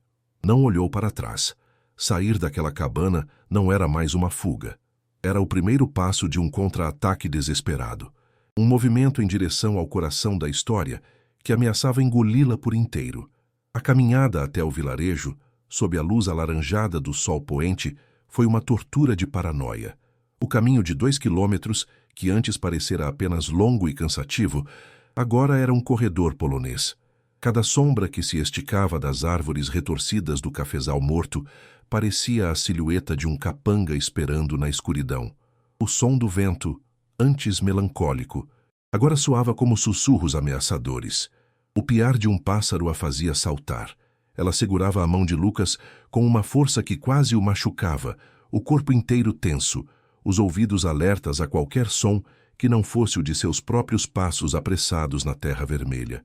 O cheiro de poeira e mato seco parecia impregnado de perigo. Ela sentia os olhos do coronel Afonso em suas costas, uma presença invisível e onipotente que a observava de longe, da janela de sua casa grande, esperando que ela cometesse um erro. Cada passo era uma vitória contra o pavor que a mandava voltar e se esconder, mas ela sabia que não havia mais esconderijo no mundo para ela. Quando as primeiras casas do vilarejo surgiram no horizonte, um amontoado de construções simples e empoeiradas, Helena não sentiu alívio, mas uma ansiedade ainda maior. A presença de outras pessoas não significava segurança, significava testemunhas, significava que ela estava exposta, visível. As ruas estavam quase desertas, a maioria dos trabalhadores rurais já recolhida em suas casas. Um cachorro magro latiu para eles de uma varanda, o som ecoando no silêncio do fim de tarde.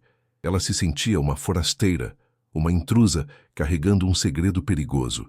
Perguntou a uma senhora que varria a calçada, a voz saindo mais baixa e trêmula do que pretendia. onde morava o senhor Joaquim. A mulher a olhou de cima a baixo com desconfiança, os olhos apertados avaliando suas roupas sujas e seu rosto marcado pelo pânico. Depois de uma longa pausa, apontou com o queixo para o final da rua. A última casa, a que fica escondida atrás daquela mangueira velha. Mas ele não gosta de visita. A casa de senhor Joaquim era exatamente como a mulher descrevera. Pequena, reclusa, quase engolida pela sombra de uma mangueira antiga e frondosa.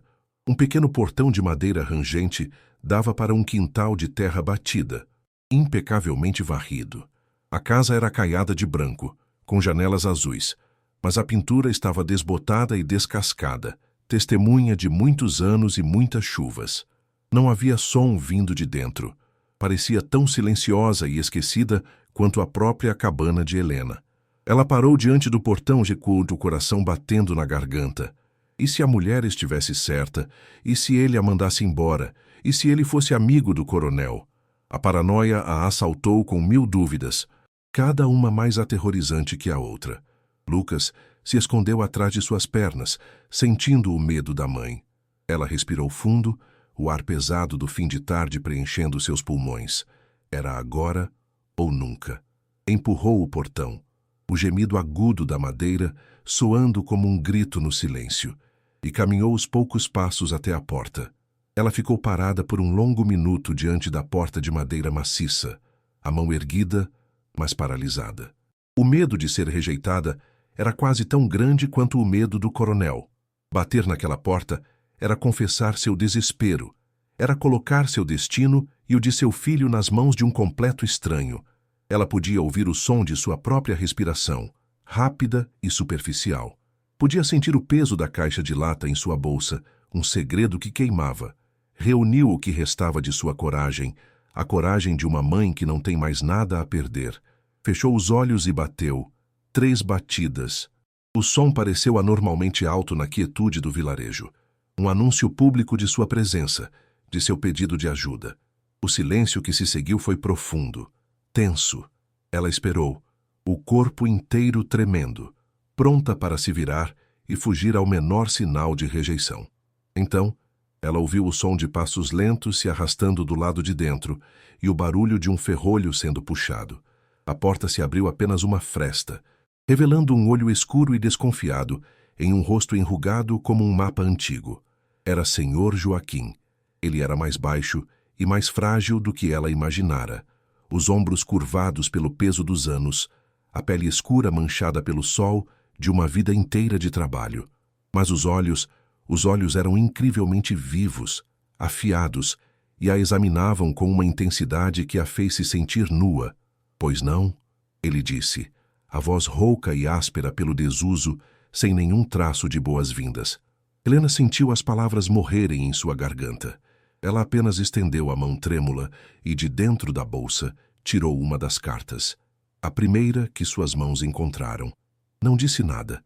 Apenas ofereceu o papel amarelado e frágil ao velho.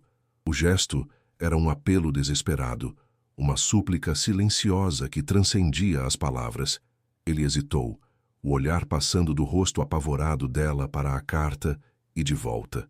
A desconfiança em seus olhos lutava contra uma faísca de curiosidade. Com uma mão trêmula e manchada pela idade, ele pegou a carta. Seus dedos, grossos e calejados pelo trabalho na lavoura, tocaram o papel com uma delicadeza inesperada, quase reverente. Ele aproximou a carta dos olhos, semicerrando as pálpebras para enxergar melhor sob a luz fraca do crepúsculo. Ele não leu as palavras. Ele apenas olhou para a caligrafia, para a tinta desbotada.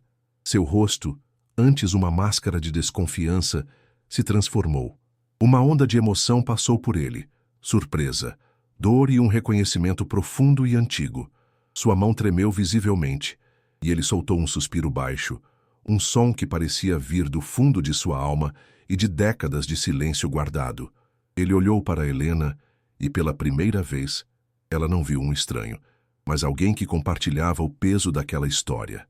Lídia, ele sussurrou, o nome saindo como uma prece esquecida, um fantasma invocado da poeira do tempo.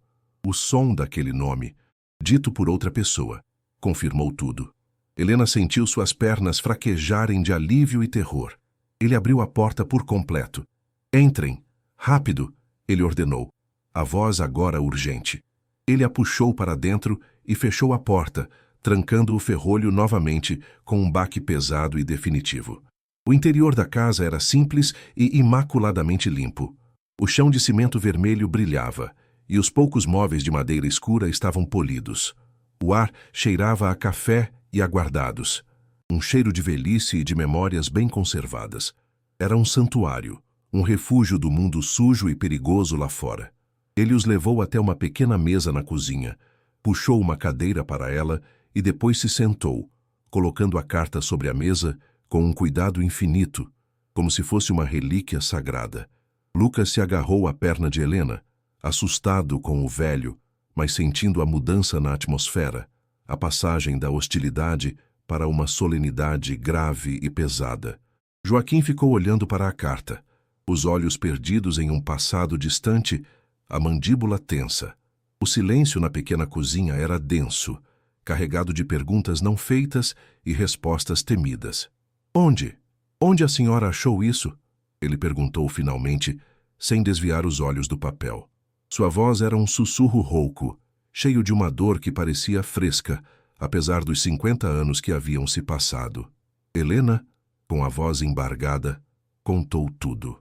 Contou sobre a miséria em Belo Horizonte, a falsa promessa da assistente social, a chegada na cabana em ruínas.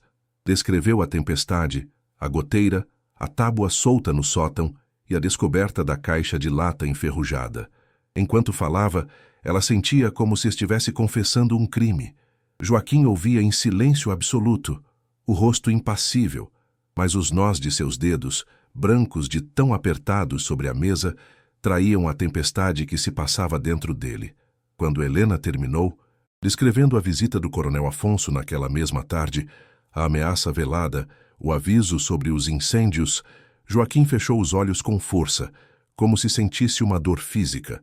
Ele sabia. Ele sempre soube. E agora, o fantasma que ele tentara enterrar por toda a vida estava de volta. Ele abriu os olhos e neles havia uma tristeza infinita. Eu era um rapaz novo. Ele começou, a voz baixa e distante. Trabalhava na fazenda do pai dele, do coronel Afonso. Eu via os dois. Lídia e o rapaz, e o filho do coronel. Eles se encontravam no cafezal, achando que ninguém sabia. Mas todo mundo sabia. O amor deles era como uma flor no meio do espinheiro, bonito demais para durar. Ele fez uma pausa, engolindo em seco, a memória claramente dolorosa. O filho dele, Ricardo, era diferente. Um poeta, um sonhador. Não tinha a maldade do pai. Ele amava aquela moça com a vida, e ela, Lídia, era como o sol, cheia de vida, de ideias de um mundo mais justo. E era isso que o coronel mais odiava. Não era o romance, era o que ela representava. Era a coragem dela, que expunha a covardia dele. Helena ouvia hipnotizada, as palavras do velho dando carne e osso aos fantasmas das cartas. A história se tornando assustadoramente real. A senhora sabe o que aconteceu. Está nessas cartas, ele continuou, apontando para a bolsa de Helena com o queixo. Afonso denunciou a moça para os militares. Entregou-a para a morte para proteger o nome da família e para se livrar da má influência sobre o filho. Mas tem uma parte que as cartas não contam. Ele se inclinou sobre a mesa e sua voz baixou para um sussurro conspiratório, carregado de segredo e dor. Na noite em que a levaram, Ricardo descobriu. Ele confrontou o pai. Eu nunca vou esquecer os gritos que vinham da casa grande. Gritos de ódio, de dor, de um filho que descobrira que seu pai era um monstro. No dia seguinte, Ricardo foi colocado em um carro e levado para o aeroporto. Mandaram ele para a Europa. Disseram que foi para estudar. Ele nunca mais voltou. O coronel não só matou Lídia, ele matou o próprio filho em espírito e o baniu para sempre. O horror daquela revelação atingiu Helena como um soco, deixando-a sem ar. O crime era ainda mais profundo, mais cruel do que ela imaginava. Mas Joaquim ainda não havia terminado. Ele se levantou, caminhou até uma pequena cômoda e de uma gaveta tirou uma pequena foto em preto e branco, gasta e amarelada. Mostrou-a a Helena. Era um retrato de uma jovem sorrindo, os olhos brilhando de vida e inteligência. Essa era Lídia, ele disse com a voz embargada. Ricardo me deu esta foto, um dia antes de tudo acontecer. Pediu que eu guardasse, caso algo acontecesse com ele. Ele virou a foto. No verso, com a mesma caligrafia das cartas, estava escrito: para que o mundo nunca se esqueça do nosso amor e da nossa semente. Helena leu a palavra e seu sangue gelou. Semente. Ela olhou para Joaquim, os olhos arregalados em uma pergunta silenciosa. O velho assentiu lentamente, o rosto contorcido pela dor da memória. Sim, ele confirmou o horror indizível. Lídia estava grávida quando foi levada. O coronel Afonso não matou apenas uma mulher. Ele matou seu próprio neto antes mesmo que ele pudesse nascer. Helena sentiu o chão desaparecer sob seus pés. A náusea voltou com força total e ela teve que se apoiar na mesa para não desmaiar. Grávida. A palavra ecoava em sua mente, transformando a tragédia em um abismo de perversidade inimaginável. O crime não era apenas político e passional. Era a aniquilação de uma linhagem, o ato mais monstruoso que um homem poderia cometer. Ela olhou para a foto de Lídia, para o sorriso cheio de esperança, e as lágrimas escorreram por seu rosto, lágrimas de uma dor que não era sua, mas que agora a pertencia. Ela finalmente entendeu a profundidade da maldade de Afonso, um homem capaz de sacrificar qualquer um, até mesmo o próprio sangue, para manter seu poder e sua fachada. Agora, as cartas em sua bolsa não eram apenas a prova de um assassinato, eram a prova do extermínio de uma família inteira, de um futuro que nunca existiu. O peso em sua bolsa parecia ter se multiplicado por 1000. E tem mais uma coisa que a senhora precisa saber, disse Joaquim, a voz agora dura, desprovida de emoção, como a de um soldado relatando um fato de guerra. Naquela noite, depois que levaram Lídia, depois que o silêncio voltou, eu vi. Eu estava escondido, apavorado. Vi a caminhonete do feitor do coronel, sem luzes, entrando por uma trilha nos fundos da fazenda, em direção ao velho Jequitibá, aquele que fica na divisa das terras perto do Riacho Seco. Eles ficaram lá por cerca de 1 hora. Eu ouvi o som de pás batendo na terra. Eles não a levaram para longe. O coronel era arrogante demais para isso. Ele a enterrou em suas próprias terras, como se enterra um animal doente. Ele apontou pela janela, para a escuridão que já caíra lá fora. Eu sei o lugar exato. É uma cova anônima, marcada apenas pela memória de um velho covarde que nunca teve a coragem de falar. Até hoje. A revelação final caiu sobre Helena como uma sentença. A história agora tinha um corpo e uma sepultura. Helena ficou paralisada, processando a avalanche de horrores. A história completa era um mosaico de crueldade que sua mente mal conseguia absorver. Um romance proibido, uma traição paterna, um exílio forçado, uma gravidez interrompida, um assassinato e uma cova clandestina. Tudo conectado pela mão de um único homem, Coronel Afonso. Um homem que ainda estava vivo, poderoso e que agora a ameaçava diretamente. O perigo não era mais uma suspeita, era uma certeza absoluta. Ela não tinha tropeçado apenas em uma história antiga. Ela havia pisado na tampa de um túmulo que o assassino queria manter selado para sempre. E ele sabia que ela estava ali. Sabia que ela era uma ameaça. A ameaça de incêndio não era apenas para assustá-la. Era um plano. Era o que ele faria para silenciá-la. Assim como silenciou Lídia 50 anos antes. O ar na cozinha pareceu ficar rarefeito e ela lutou para respirar, o pânico fechando sua garganta. Joaquim viu o terror estampado no rosto dela. A senhora e o menino não podem voltar para aquela cabana. De jeito nenhum, ele disse com uma firmeza inabalável. Afonso é um animal acuado agora. Ele sentiu o cheiro do perigo, o cheiro da verdade que a senhora carrega. Ele não vai esperar os 2 dias que lhe deu. Ele vai agir. E vai agir rápido. As palavras do velho eram como marteladas em seu peito, cada uma confirmando seus piores medos. Fiquem aqui esta noite. Pela manhã pensamos no que fazer. Minha casa é pequena, mas é segura. Ele não ousaria tentar nada aqui no meio do vilarejo. Não abertamente. Helena assentiu, incapaz de falar. A gratidão que sentia era tão avassaladora quanto o medo. Aquele velho, um completo estranho, estava arriscando sua própria segurança para protegê-los. Ele era a única linha de defesa que ela tinha contra a escuridão que se aproximava, a única fagulha de humanidade naquele deserto de crueldade. Enquanto isso, a alguns quilômetros dali, na varanda iluminada da imponente casa grande da fazenda do Sol Poente, o coronel Afonso observava a noite descer.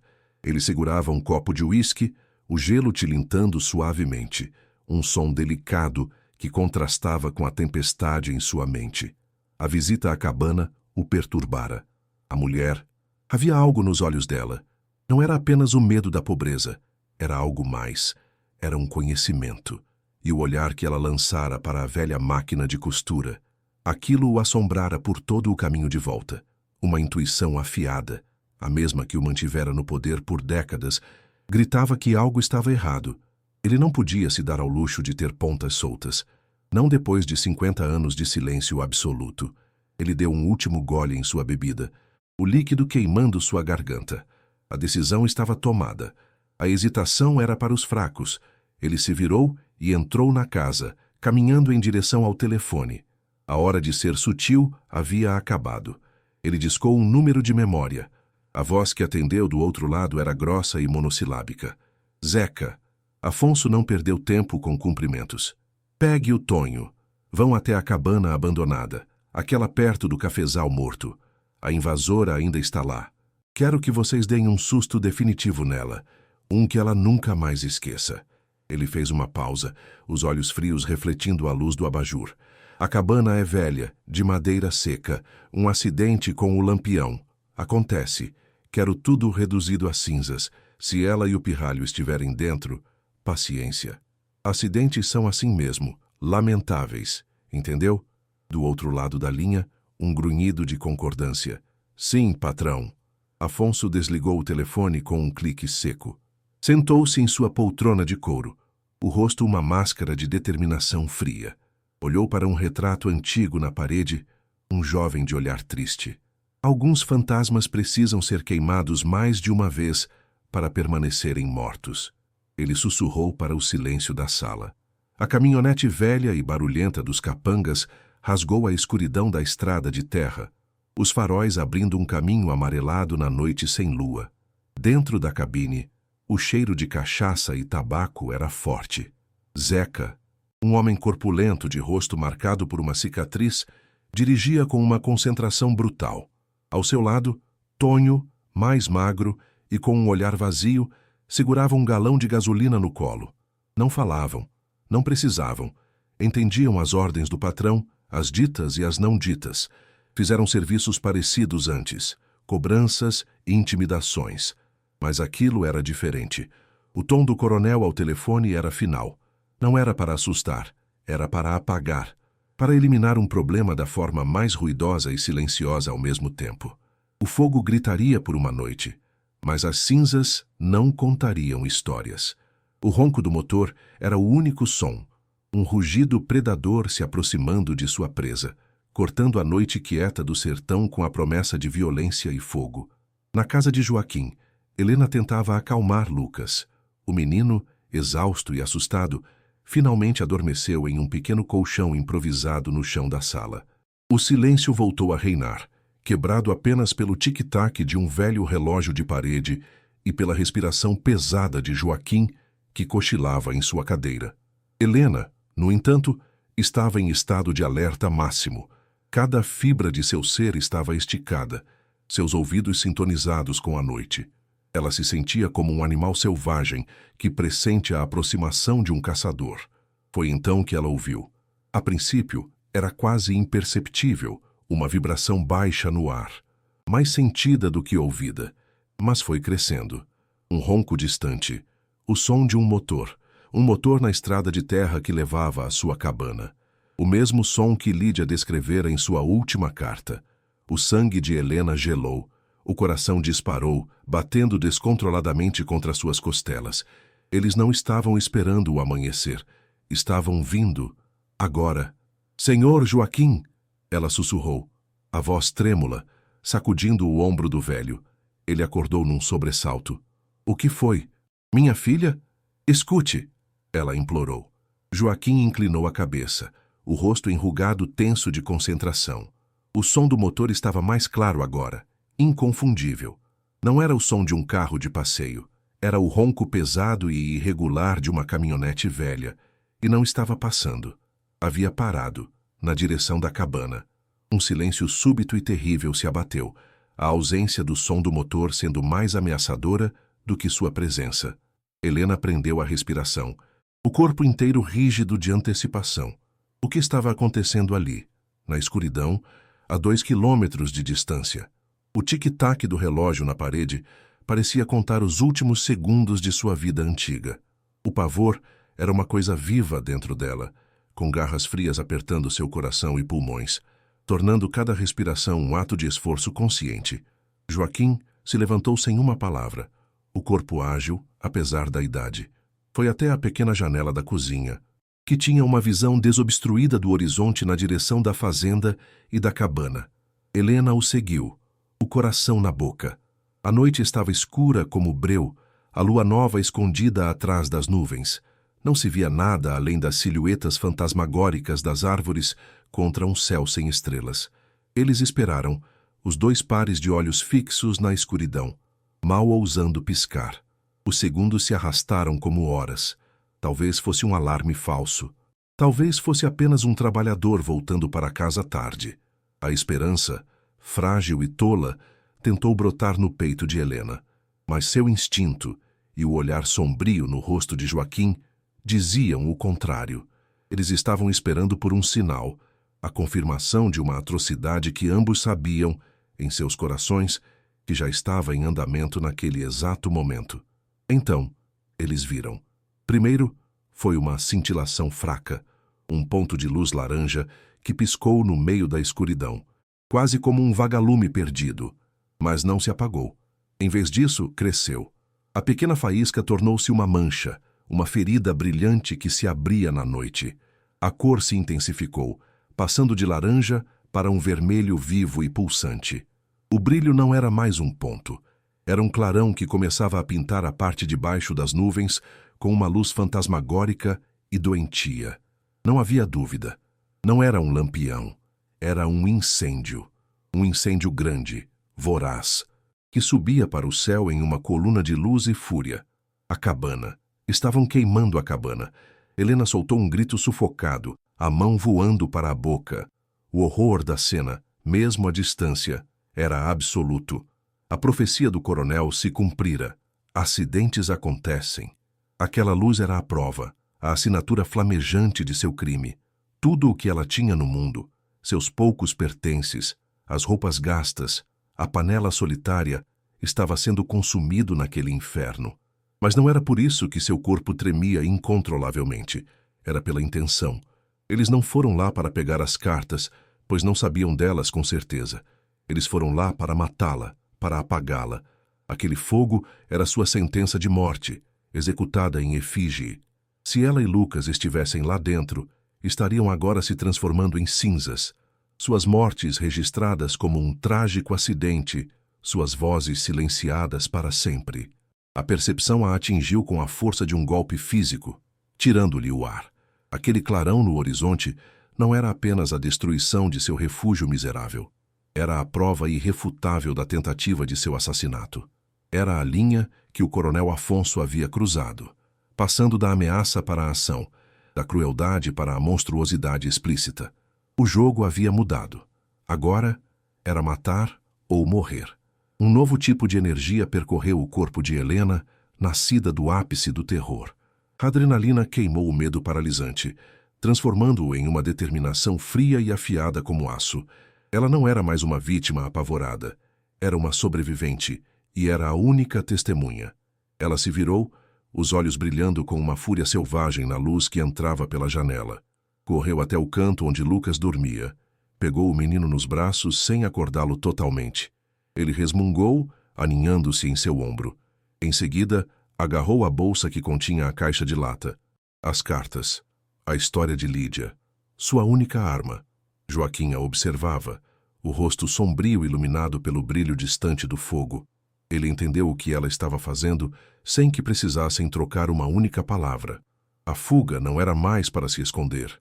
A fuga, agora, era para lutar, correr não para longe do perigo, mas em direção à única chance de justiça que restava. Temos que sair daqui.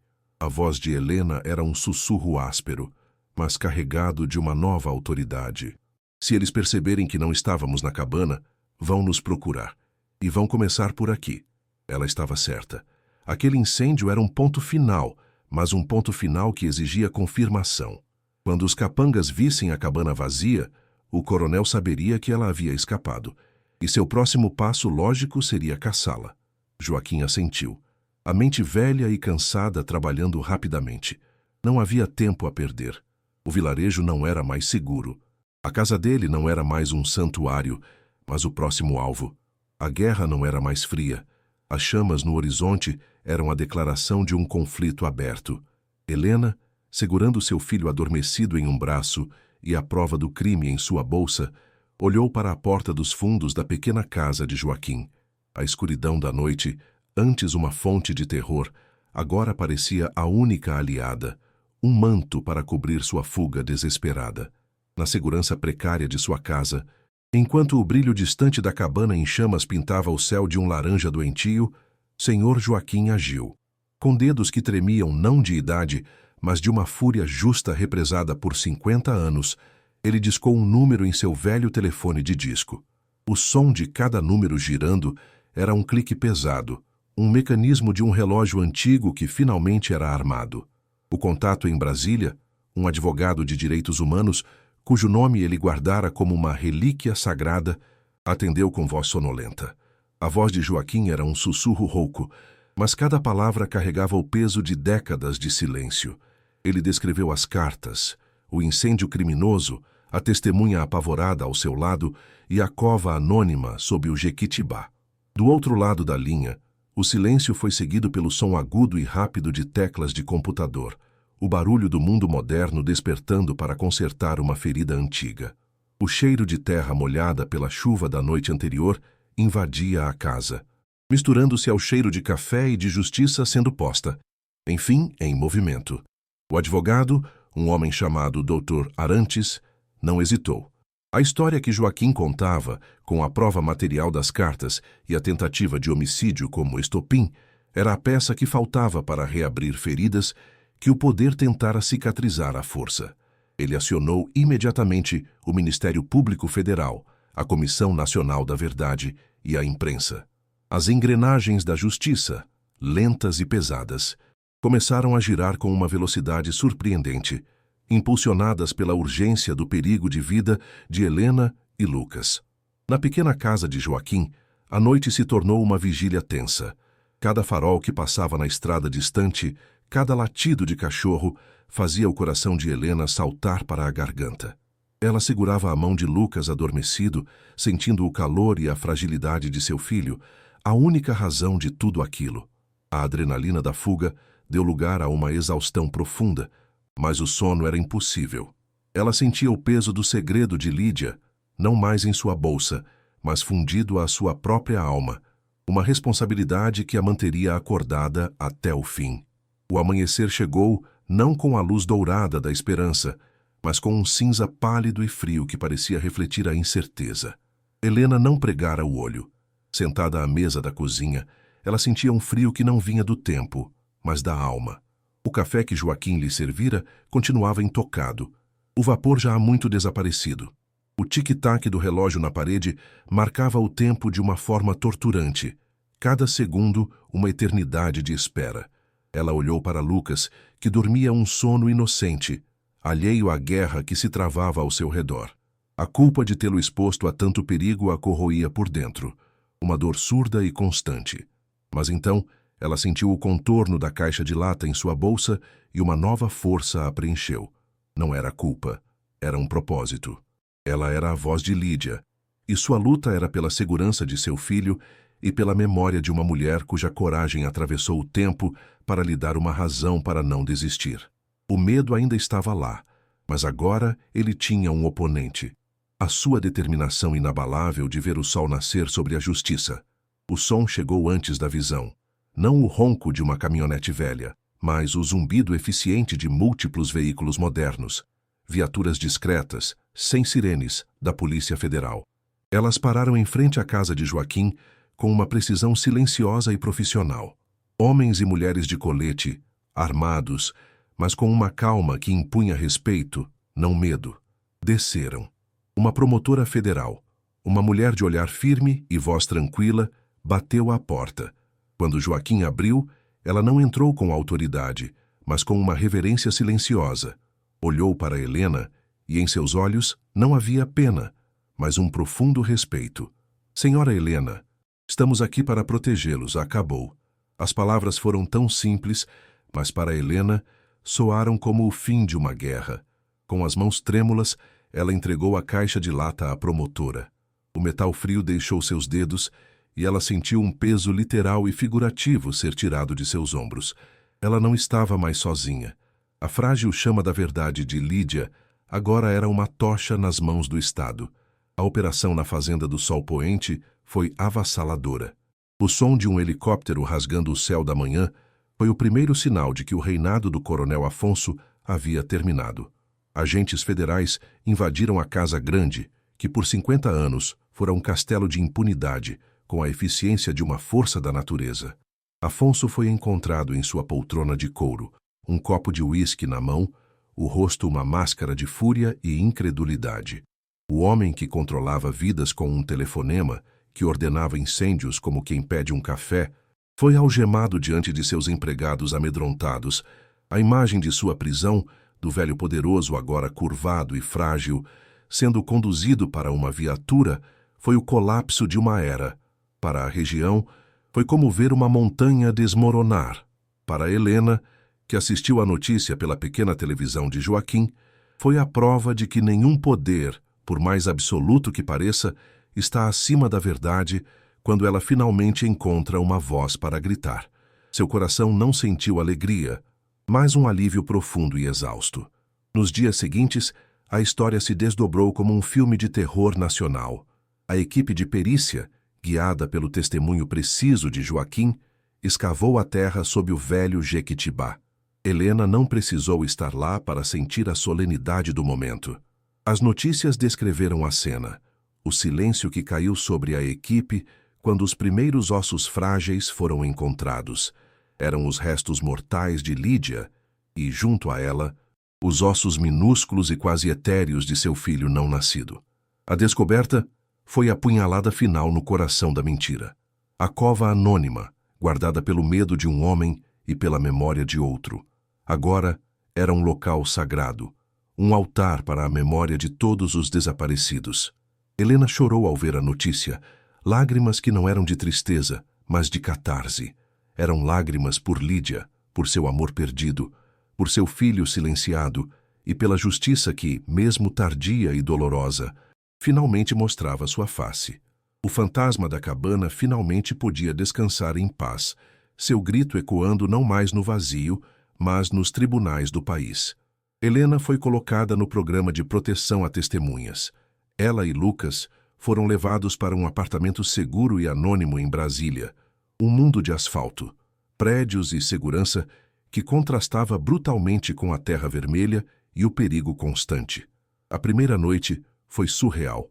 Ela deu um banho de banheira em Lucas, a água quente e abundante parecendo um luxo de outro planeta.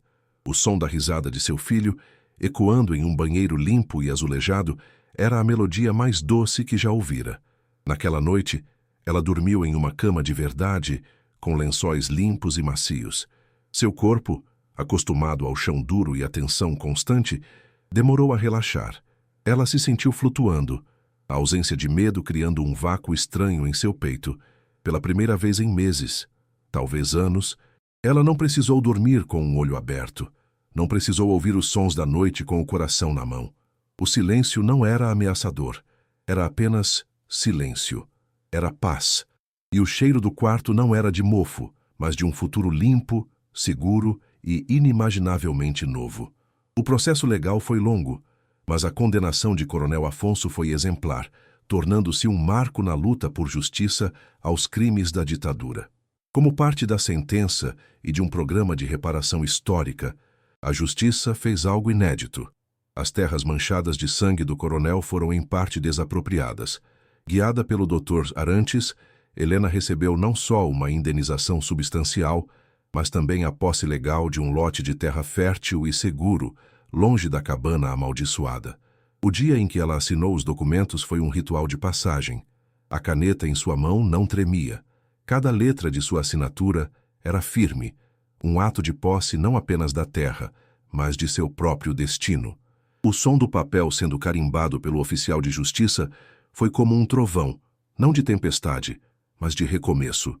Ela, que contava moedas para comprar leite, agora era proprietária. Ela, que fugiu da miséria, agora tinha um lugar no mundo para chamar de seu. A herança de Lídia não foi ouro ou joias, mas algo infinitamente mais valioso, a liberdade. 6 meses depois. O sol da tarde entrava por uma janela ampla e limpa, iluminando partículas de poeira que dançavam no ar. O som que preenchia a pequena casa nova de Helena não era o ranger de madeira podre, mas o zumbido alegre e constante de uma máquina de costura nova em folha. Sobre a mesa, tecidos coloridos esperavam para se transformar em vestidos, não em remendos. Da cozinha, vinha o cheiro doce e reconfortante de bolo de fubá assando no forno. Pela janela, ela via Lucas correndo em um gramado verde, sua risada ecoando pelo ar, livre e sem medo. Helena se levantou, serviu um copo de leite gelado e levou para o filho. Olhou para suas mãos, não mais calejadas pela busca por lenha, mas marcadas pela linha e pelo tecido, as mãos de uma costureira, de uma artista, de uma mãe que construía um futuro. O contraste com o quarto úmido de Belo Horizonte era tão absoluto que parecia um sonho. A miséria, a fome, o desespero. Tudo parecia pertencer a outra vida, a outra mulher. Ela parou na varanda, olhando para seus campos, onde o milho começava a crescer, verde e viçoso. Aquele pedaço de chão, lavado pela justiça, era a prova de que a coragem pode florescer nos lugares mais áridos. Ela havia encontrado uma caixa de lata com cartas amareladas, o testamento de uma mulher morta, e naquela verdade encontrou a força para salvar a si mesma. Ao lutar pela memória de Lídia, ela garantiu um futuro para sua própria semente, seu filho. A redenção não veio como um milagre, mas foi costurada, ponto por ponto, com medo, lágrimas, teimosia e uma coragem que ela não sabia que possuía. E a história dela, assim como a de Lídia, prova que até a voz mais fraca pode derrubar impérios quando ousa falar a verdade. Assim como Helena encontrou força na história de outra pessoa, talvez você encontre inspiração na jornada dela. Se histórias de superação e justiça como esta tocam a sua alma, inscreva-se no canal, pois cada vida, não importa quão esquecida, tem uma história que merece ser contada.